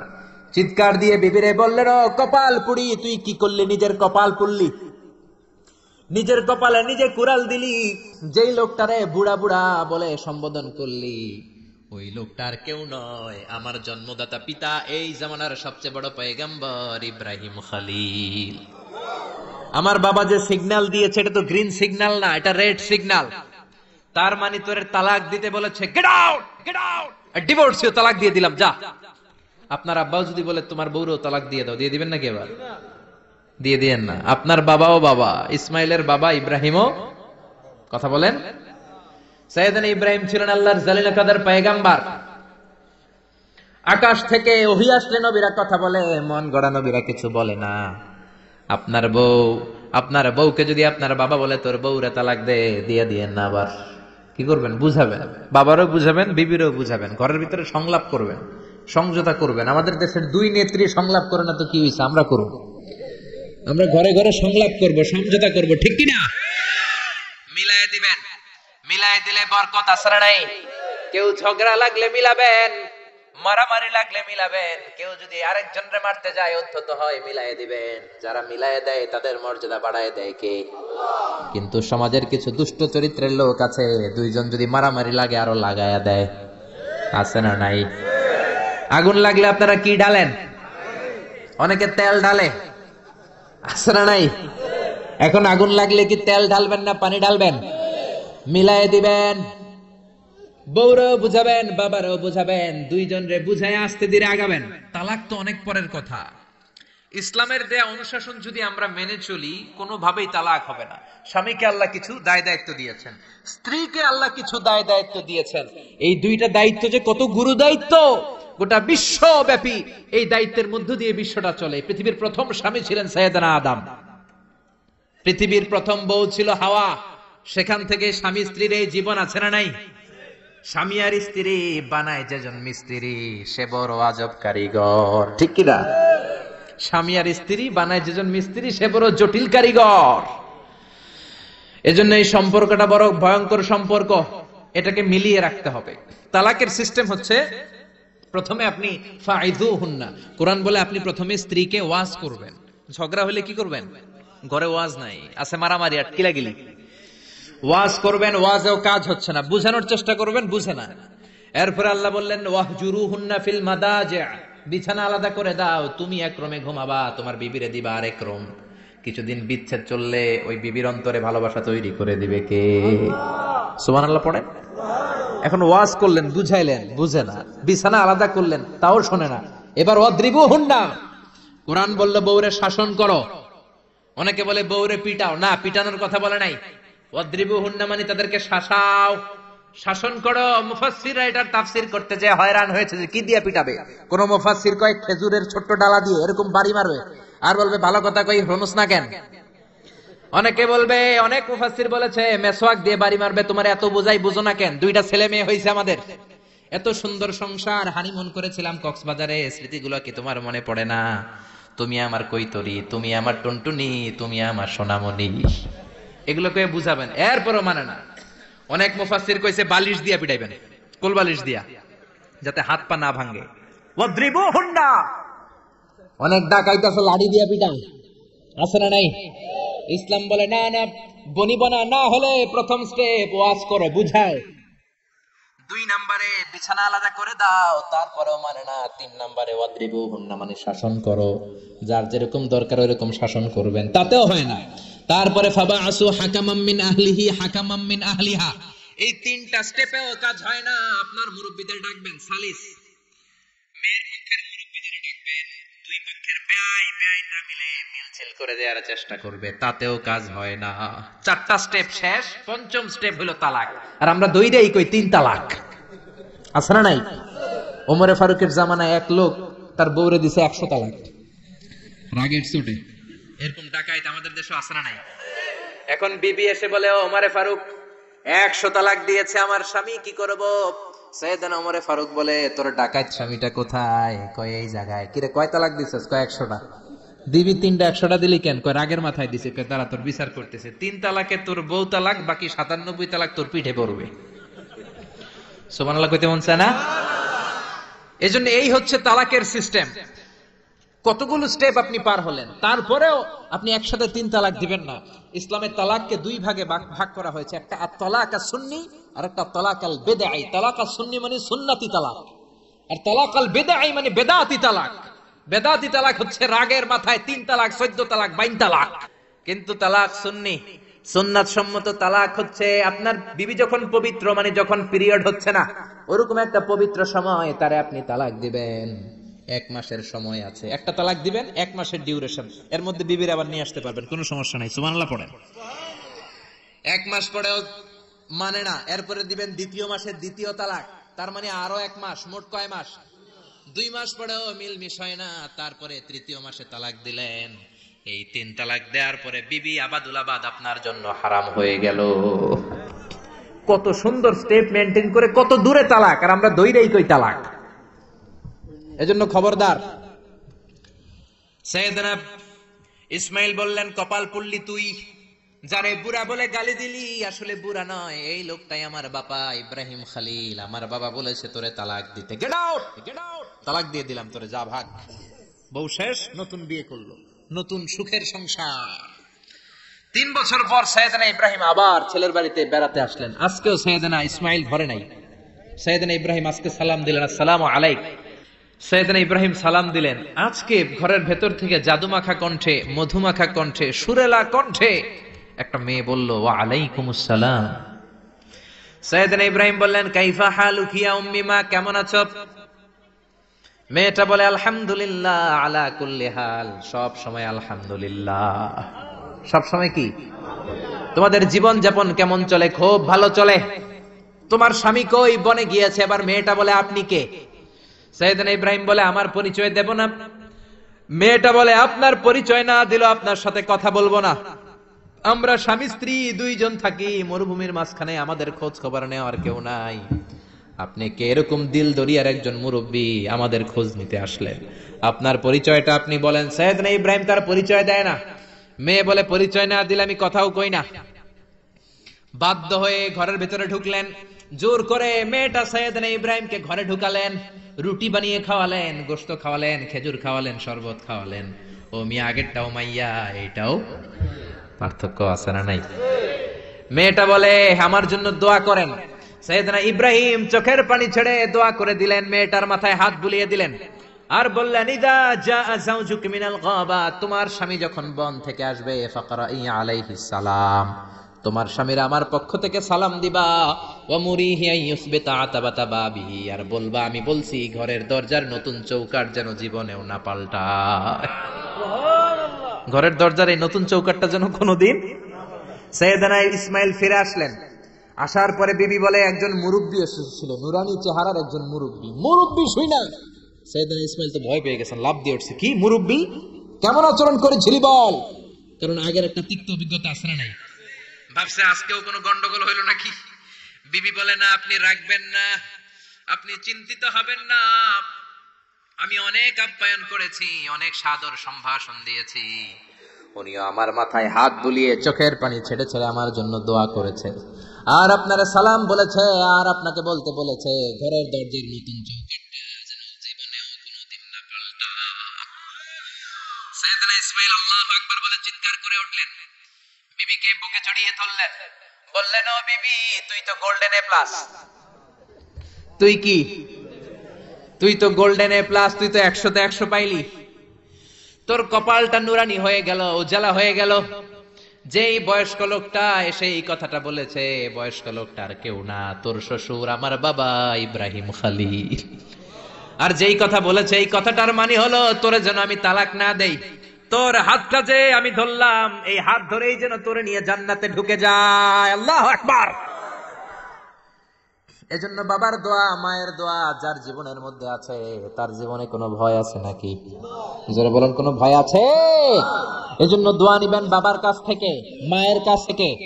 সাইয়েদনা মুসা আলাইহিস সালাম আল্লাহরে বললেন, আল্লাহ, মাইয়াকুনু জালিসি ইয়াউমাল কিয়ামা, কিয়ামতের দিন বিচারের শেষে বনি ইসরাইলের আমি বড় পয়গম্বর মুসা যখন জান্নাতে যাব, কে আমার সাথে জান্নাতি হবে? আল্লাহ বললেন, সাহিবুকা ফিল জান্নাতি জাজ্জার, তোমার সাথে জান্নাতে ঢুকবে বনি ইসরাইলের একজন কসাই। কে? কসাই। সুবহানাল্লাহ কইবেন না? একজন কসাই যাবে। মুসা আলাইহিস সালাম বললেন, কি রে, আমি এত বড় নবী, কোন নবী যাবে না আমার সাথে, কোন ওলি যাবে না, কোন হাফেজে কোরআন যাবে না, কোন আলেম যাবে না, কসাই যাবে কেন? আল্লাহ বললেন, দেখে আসো কেন যাবে কসাই। সাইয়েদনা মুসা আলাইহিস সালাম কসাইয়ের দোকানে গেলেন, দেখলেন না কসাইয়ের স্পেশাল কোনো আমল তো দেখা যায় না, খালি গোশত কোপায়। কি কোপায়? সারাদিন গোশত বিক্রির পরে বিকেল বেলা সবচেয়ে চমৎকার গোশতের একটা টুকরা নিয়ে কসাই দোকান বন্ধ করে বাড়িতে যায়। সাইয়েদনা মুসা আলাইহিস সালাম ছদ্মবেশে কসাইয়ের পেছনে পেছনে যায়। কসাই ঘরে ঢুকার পরে সাইয়েদনা মুসা আলাইহিস সালাম ঘরে নক করা শুরু করলেন। কসাই দরজা খুলে দেওয়ার পর সাইয়েদনা মুসা আলাইহিস সালাম পরিচয় গোপন করে বলে, আমি একজন মুসাফির, আজকে রাতে আপনার ঘরে থাকতে চাই। কসাই বলে, আহলান সাহলান মারহাবান তাইয়্যিবা, আসেন, থাকেন, কোনো সমস্যা নাই, পাশের ঘরে বসেন, ওই ঘরে আমার একটু কাজ আছে। পাশের ঘরে যে মাচা থেকে একটা বৃদ্ধা মহিলাকে নামিয়ে নিজ হাতে গোসল করিয়ে গোশত কেটে রান্না করে রুটি দিয়ে মহিলাটারে খাওয়ানোর পর মহিলাটা হাতের মধ্যে আঁচলটা টেনে চোখের পানি ছেড়ে বিড়বিড় করে কি যেন দোয়া করে। সাইয়েদনা মুসা আলাইহিস সালাম শুনতে পেলেন না। ওই মহিলাকে খাওয়ানোর পরে প্লেটের মধ্যে গোশত আর রুটি নিয়ে কসাই যেয়ে বলে, ও ভাই মুসাফির, এই নেন খাবার, রাতের খাবার খেয়ে আপনি ঘুমিয়ে যান, সকালে আপনি যাবেন আপনার পথে, আমি যাব আমার দোকানে। সাইয়েদনা মুসা আলাইহিস সালাম বলে, রাতের খাবার পরে খাবো, আগে বলো ওই মাচার মধ্যে বৃদ্ধা মহিলাটাকে। কসাই বলে, এই মহিলাটা ছাড়া এই পৃথিবীতে আমার কেউ নাই, আমি ছাড়া এই মহিলাটারও আর কেউ নাই। এই মহিলাটা ওই মহিলা যে আমারে 10 মাস পেটে ধরেছে। আল্লাহু আকবার। এই মহিলাটা আমার জনম দুঃখিনী মা, মা ছাড়া আমার কেউ নাই, আমিও ছাড়া আমার মায়ের কেউ নাই। প্রতিদিন আমি আমার মারে গোসল করাই, নিজ হাতে টাওয়াল দিয়ে গা মুছে দেই, তেল মালিশ করে দেই, গোশত রান্না করে রুটি দিয়ে খাওয়াই, আর আমার মা আমার জন্য দোয়া করে।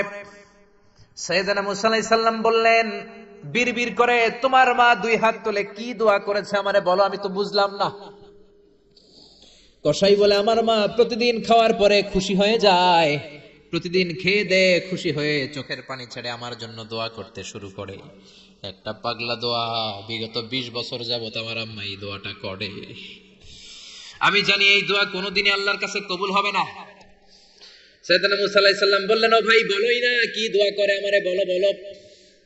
কসাই বলে, আমার মা বলে, আল্লাহুম্মা জাআল ইবনি জালিসা মুসা ইয়াউমাল কিয়ামাহ। খাওয়ানোর পরে খুশি হয়ে হাত তুলে আমার মা বলে, আল্লাহ আমি আমার ছেলের খেদমতে এত খুশি, আমার ছেলের জন্য আমি হাত তুলে দোয়া করে দিলাম। শুনেছি এই জামানার বড় পয়গম্বর, বনি ইসরাইলের সবচেয়ে বড় পয়গম্বর হলো মুসা। আমার ছেলে কিয়ামতের দিন বিচার শেষে মুসা যখন জান্নাতে যাবে, আমার ছেলেরও মুসা নবীর সাথে তুমি জান্নাতে ঢুকাইয়া দিও। মুসা নবী যখন জান্নাতি হবে, আমার ছেলেরও ঢুকাই দিবা। দোয়া করতে দেরি কবুল হতে। মুসা আলাইহিস সালাম বললেন, ঘটনা তো এইখানে, কানেকশনটা তো এই জায়গায়। এই কসাই তো এমনি এমনি আমার সাথী হবে না, এটা মায়ের দোয়ার বরকত। চিল্লা এখন ঠিক কিনা?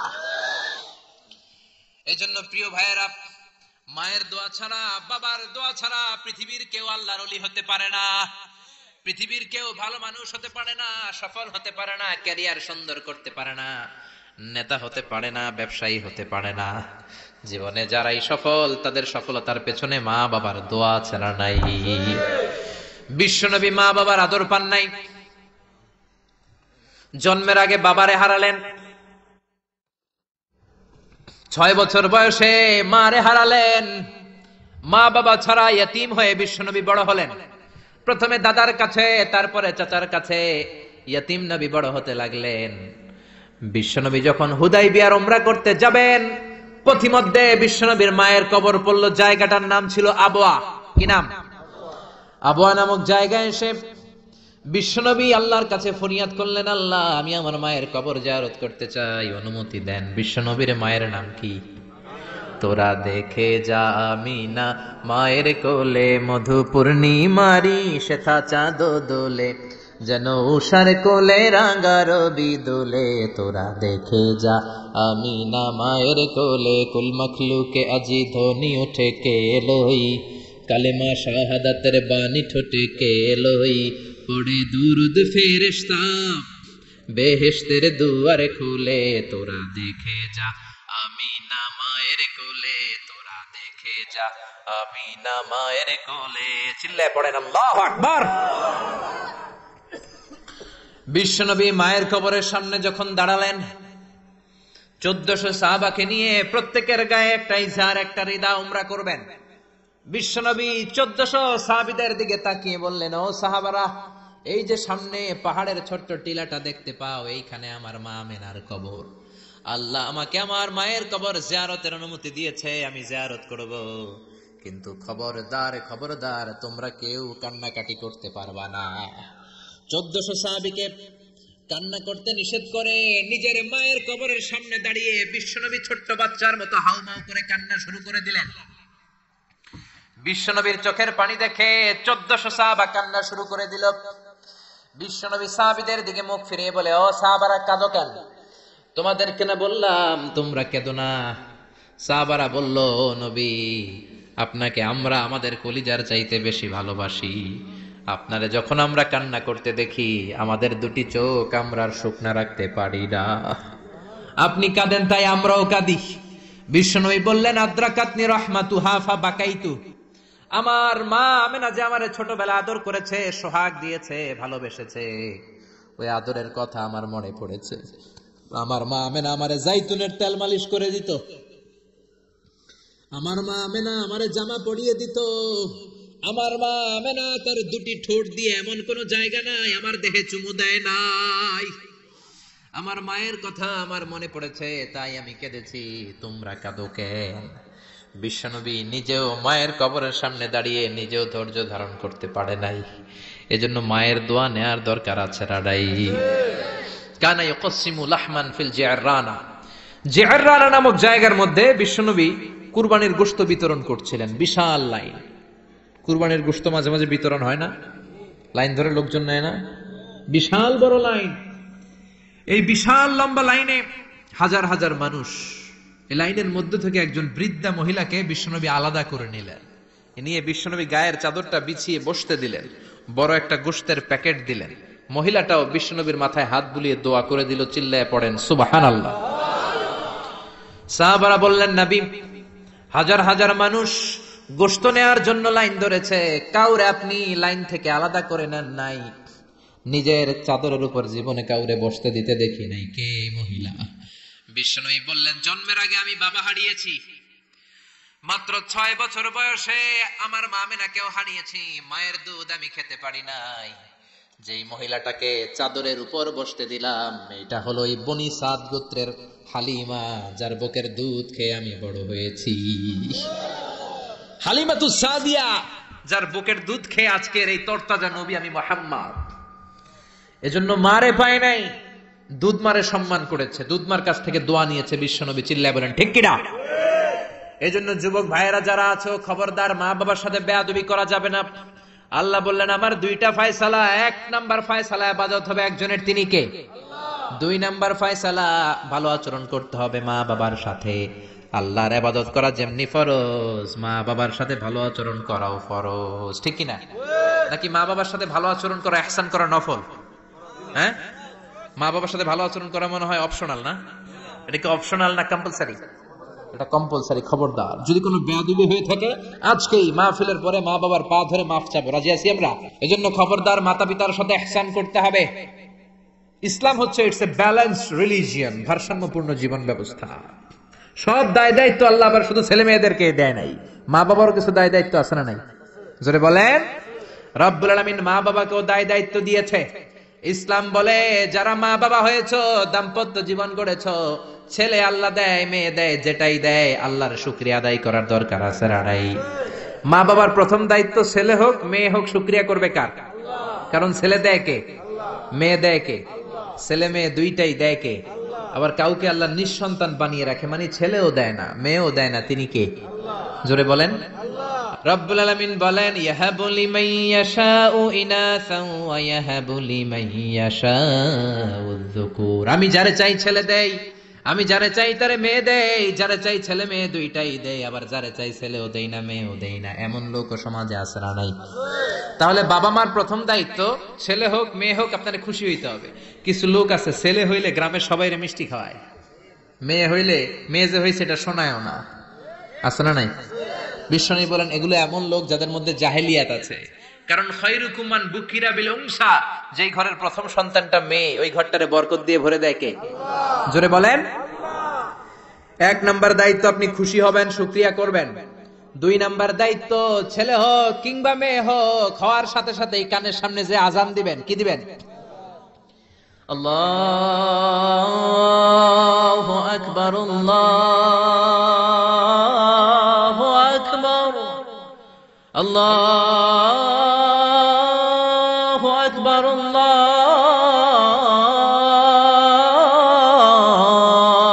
আকবার, পড়েন আল্লাহু আকবার। এখন ছেলে হইছে মেয়ে হইছে, আজান দেওয়ার জন্য মুয়াজ্জিন সাহেবরে টোকায়, আছে না নাই? ইমাম সাহেবরে টোকায়, আছে না নাই? বিশ্বনবীর প্রথম নাতিটার নাম ছিল হাসান। 2 নাতি তো, বড় জনের নাম হাসান, ছোট জনের নাম হাসান।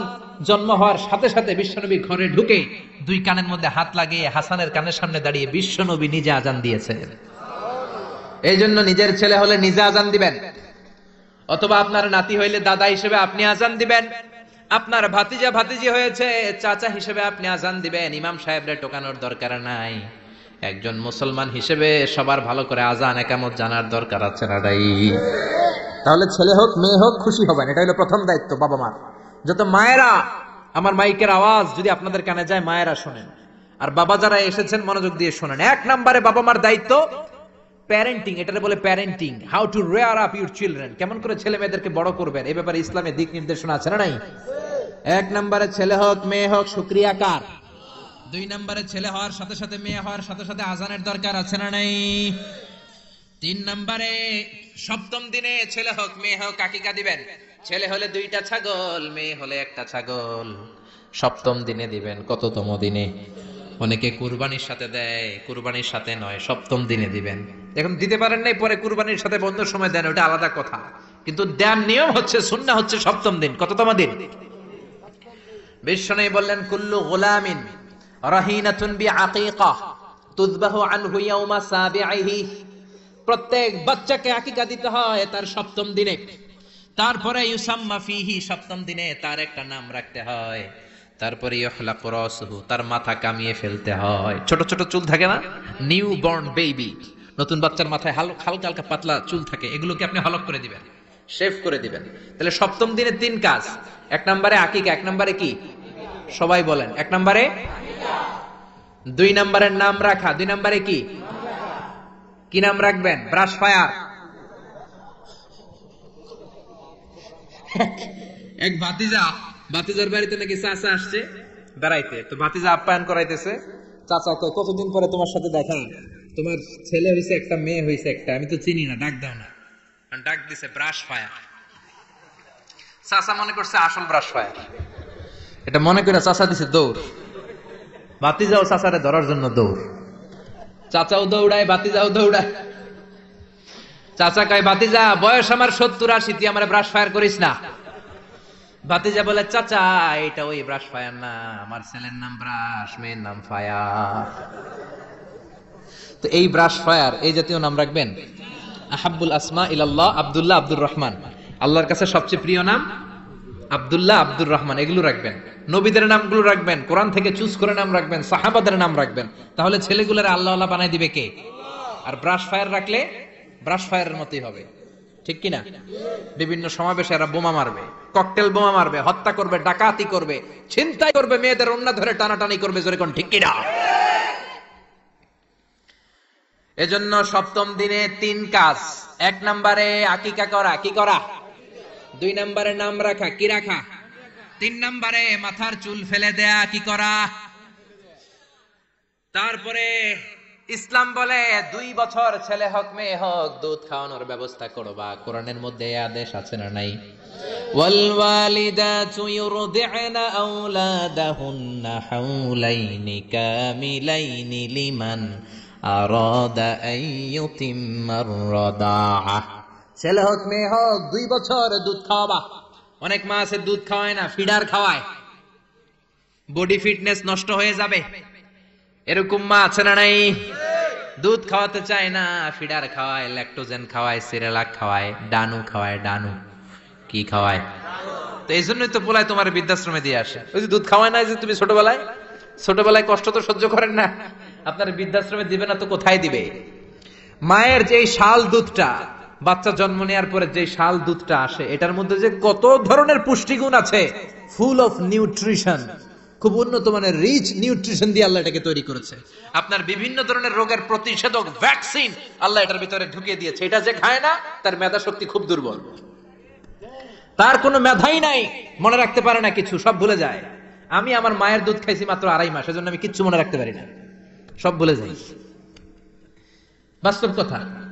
আপনি মায়ের দুধ যদি কেউ 2 বছর খায়, টানা 2 বছর খেতে পারলে তার মেধা হবে প্রচন্ড মেধা। এই ছেলে ইনফেরিয়রিটি কমপ্লেক্সে ভুগবে না, ইনসেফটিতে ভুগবে না।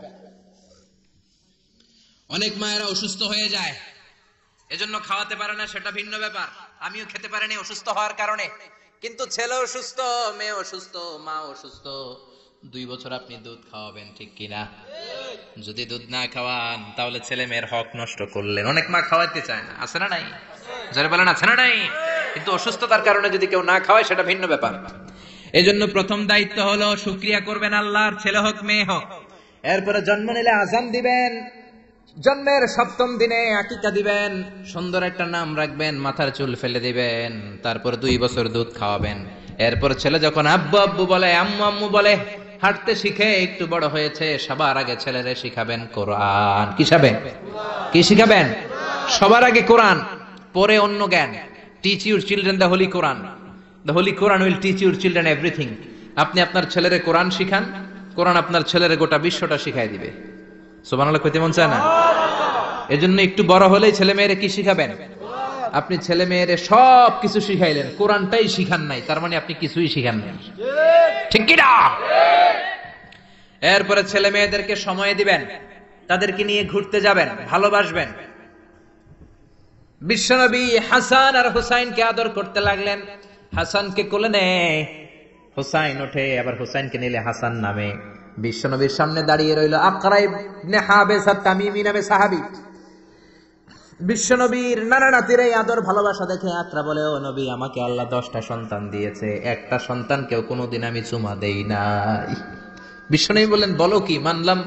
মানলা ইয়ারহাম লা ইউরহাম। যে কারোর উপর দয়া দেখায় না, আল্লাহও তার উপর দয়া দেখায় না। যে কাউরে ভালোবাসে না, আল্লাহও তার ভালোবাসে না। যে ছোটদের আদর করে না, সে আল্লাহর দয়া পায় না। চিল্লা এখন ঠিক কি না? এজন্য ছেলে মেয়েদেরকে সময় দিবেন। আধুনিক কিছু ফ্যামিলিতে যে সমস্যা, বাবা মা 2 জন চাকরি করে, বাবাও সকালে বের হয়ে যায়, মাও বের হয়ে যায়। যখন বের হয় তখন ছেলে মেয়ে ঘুমায়, আবার রাতে যখন ফিরে তখনও ঘুমায়। শুক্রবার সারা ছেলে আর বাবার সাথে দেখাই হয় না। তো ছেলে মেয়ে মানুষ হয় কাজের মেয়ের কাছে। কার কাছে? কাজের মেয়ের কাছে। যদি আপনার ছেলে মেয়ে মানুষ হয়, এই ছেলে মেয়েগুলো কাজের মেয়ের চরিত্র নিয়ে বড় হবে, কাজের মেয়ের আচরণ নিয়েই বড় হবে। আপনার আচরণ, আপনার মধ্যে যে ভাব গাম্ভীর্য, ভদ্রতা, সুন্দর কথা বলার স্টাইল, এগুলো আপনার ছেলে মেয়েরা শিখবে না। চিৎকার করে বলেন ঠিক কিনা? এরপর ইসলাম বলে, ছেলের বয়স যখন 7 হয়, ছেলে মেয়ে যখন 7 বছরে পৌঁছে, নামাজের আদেশ দেওয়ার দরকার আছে না নাই? মুরু সিবিয়ানাকুম বিসসালাতি ওয়া হুম 7 সিনিন। ছেলে মেয়ের বয়স যখন 7, নামাজের আদেশ দাও। যখন 10, ধমকায় হলেও, শাসন করে হলেও নামাজে নিবা। অনেকে আদরের ছেলে ফজরের সময় ডাকতে পারে না। হুজুর, অনেক আদরের ছেলে তো ফজরের সময় ডাকি না, ঘুমায় আছে, ছেলেটার ঘুম ভাঙবে। আমার ছেলে 10টায় ওঠে, 11টায় ওঠে, আদরের ছেলে। তো সকালবেলা যদি ঘরে আগুন লাগে তখন কি করবেন? ঘরে যদি ভূমিকম্প হয় কি করবেন? তখন ডাকবেন না? তো দুনিয়ার আগুন থেকে বাঁচানোর জন্য যদি ছেলেরা ডাকেন, জাহান্নামের আগুন থেকে বাঁচানোর জন্য আপনার কলিজার টুকরাটারে নামাজের জন্য ডাকার দরকার আছে না নাই? এরপরে বিশ্বনবী বললেন, ইযা বালাগাল আওলাদু 10 সিনিন ফাররিকু বাইনাহুম ফিল মাদাজি'। জরুরি মাসালা জেনে নেন, কান 2টা খরগোশের মতো খাড়া করেন। বিশ্বনবী বললেন, ছেলে কিংবা মেয়ে বয়স যখন 10 হয়, বিছানা আলাদা করে দাও। ছেলে মেয়ের বয়স 10 হয়ে গেলে বাবা মেয়ের সাথে এক খাটে ঘুমাতে পারবে না। ছেলে মেয়েদের বয়স যখন 10 হয়ে যায়, মেয়ে বাবার সাথে ঘুমাতে পারবে না, ছেলের সাথে মা ঘুমাবে না, ভাই আর বোন এক বিছানায় শোবে না। ঠিক কি না? 2 ভাই, এদের বিছানাও যদি আলাদা করে দেয়া যায় সেটাও ভালো। এগুলো আমরা অনেক ফ্যামিলিতে মেনটেন করি না, এজন্য ঝামেলা আছে না নাই? আবার বিশ্বনবী বললেন, আল্লিমু আওলাদাকুমাস সিবাহা ওয়ার রিমায়া ওয়ার রুকুবাল খাইল। ছেলে মেয়েদেরকে সাঁতার শিখাও, তীর মারা শিখাও, ঘোড়ায় চলা শিখাও। সাঁতার শিখাতে বলেছে বিশ্বনবী। সুবহানাল্লাহ। ছেলেরে হাঁটা শিখায় বাবা, আব্বু হাঁটো হাঁটো হাঁটো, তুমি হাঁটো, তুমি আমার আব্বু হাঁটো। তো জমিনে হাঁটা শিখাইলেন, পোলা যদি পানিতে পড়ে তখন হাঁটাহাঁটি যাইব কই? পানিতে হাঁটা যায়? পানিতে কি করতে হয়? সাঁতার। তো এটা শিখাইতে হবে না? বিশ্বনবী বললেন, আল্লিমু আওলাদাকুমাস সিবাহা, ছেলে মেয়েদেরকে সাঁতার শিখাও। 2 নম্বরে বললেন, আর রিমায়া। রিমায়া মানে তীরন্দাজ বাহিনী বানাও, তীর মারো। ইমাম মাহদি আসলে জিহাদের ময়দানে শরীক হওয়ার দরকার আছে না নাই? তো এখন তো তীর মারামারি নাই, কি শিখাবেন? আত্মরক্ষার কৌশল শিখাবেন। কেমন করে প্রতিকূল পরিবেশে বেঁচে থাকতে হয়, সমাজের এই সংগ্রামে কেমন করে টিকে থাকতে হয়। ছেলে মেয়ের কখনো ননির পুতুল করে গড়ে তুলবেন না, কষ্ট সহিষ্ণু করে গড়ে তুলবেন।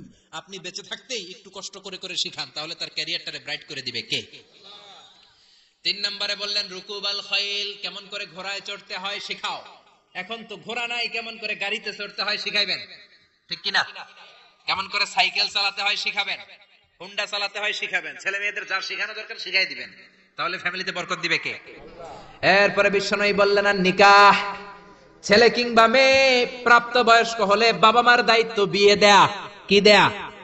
কিন্তু মেয়ের বয়স হয়ে গেছে 25, ছেলের বয়স 30, বিয়ে হয় না, আছে না নাই? ছেলেরা যদি জিজ্ঞেস করি বিয়ে করস না কেন, কয় হুজুর নিজের পায়ে দাঁড়াইলই। তাহলে এতদিন কার পায়ে দাঁড়াইছো? আপনার ছেলে আপনার মেয়ে প্রাপ্তবয়স্ক হওয়ার পরে যৌবনের সময়ে যদি কোনো পাপ করে, অন্যায় করে, সময় মতো বিয়ে না দেওয়ার কারণে, তাদের পাপের কারণে ওই পাপের পার্সেন্টেজ গুনাহ আপনার আমল নামাতেও আছে না নাই? জোরে বলেন, জোরে বলেন। ছেলে মেয়েগুলো এখন চরিত্রহীন আর চরিত্রহীনা হয়ে যাচ্ছে এই পর্নোগ্রাফির ছোবলে, ইউটিউব আর ইন্টারনেটের ছোবলে। ওপেন অ্যাক্সেস একটা শব্দ লিখে ক্লিক করতে দেরি, নেকেড ফিল্মগুলো আসতে দেরি হয় না। চিল্লা এখন ঠিক কিনা? এজন্য সময় মতো বিয়ে দিয়ে দেন। উপযুক্ত মেয়ে থাকলে বিয়ের ব্যবস্থা করেন, প্রাপ্তবয়স্ক ছেলে হলে বিয়ের ব্যবস্থা করেন। সময় মতো বিয়ে করিয়ে দিলে সমাজের অপরাধগুলো কমে যাবে, ঠিক কিনা? সর্বশেষ মাতা পিতার প্রতি যে দায়িত্ব আল্লাহ দিয়েছেন সেটা হচ্ছে আল মিরাস।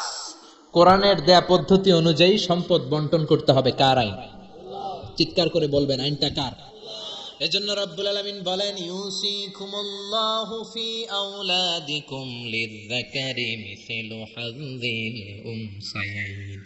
আল্লাহ বললেন, দুনিয়ার সব বাবাদের জন্য স্পেশাল ভাবে আমি ওয়াজ করে দিলাম, ছেলের সম্পদের যতটুকু দিবা মেয়েরে দিবা অর্ধেক। কারাই? ছেলেরে 10 লাখ দিলে মেয়েরে কয় লাখ?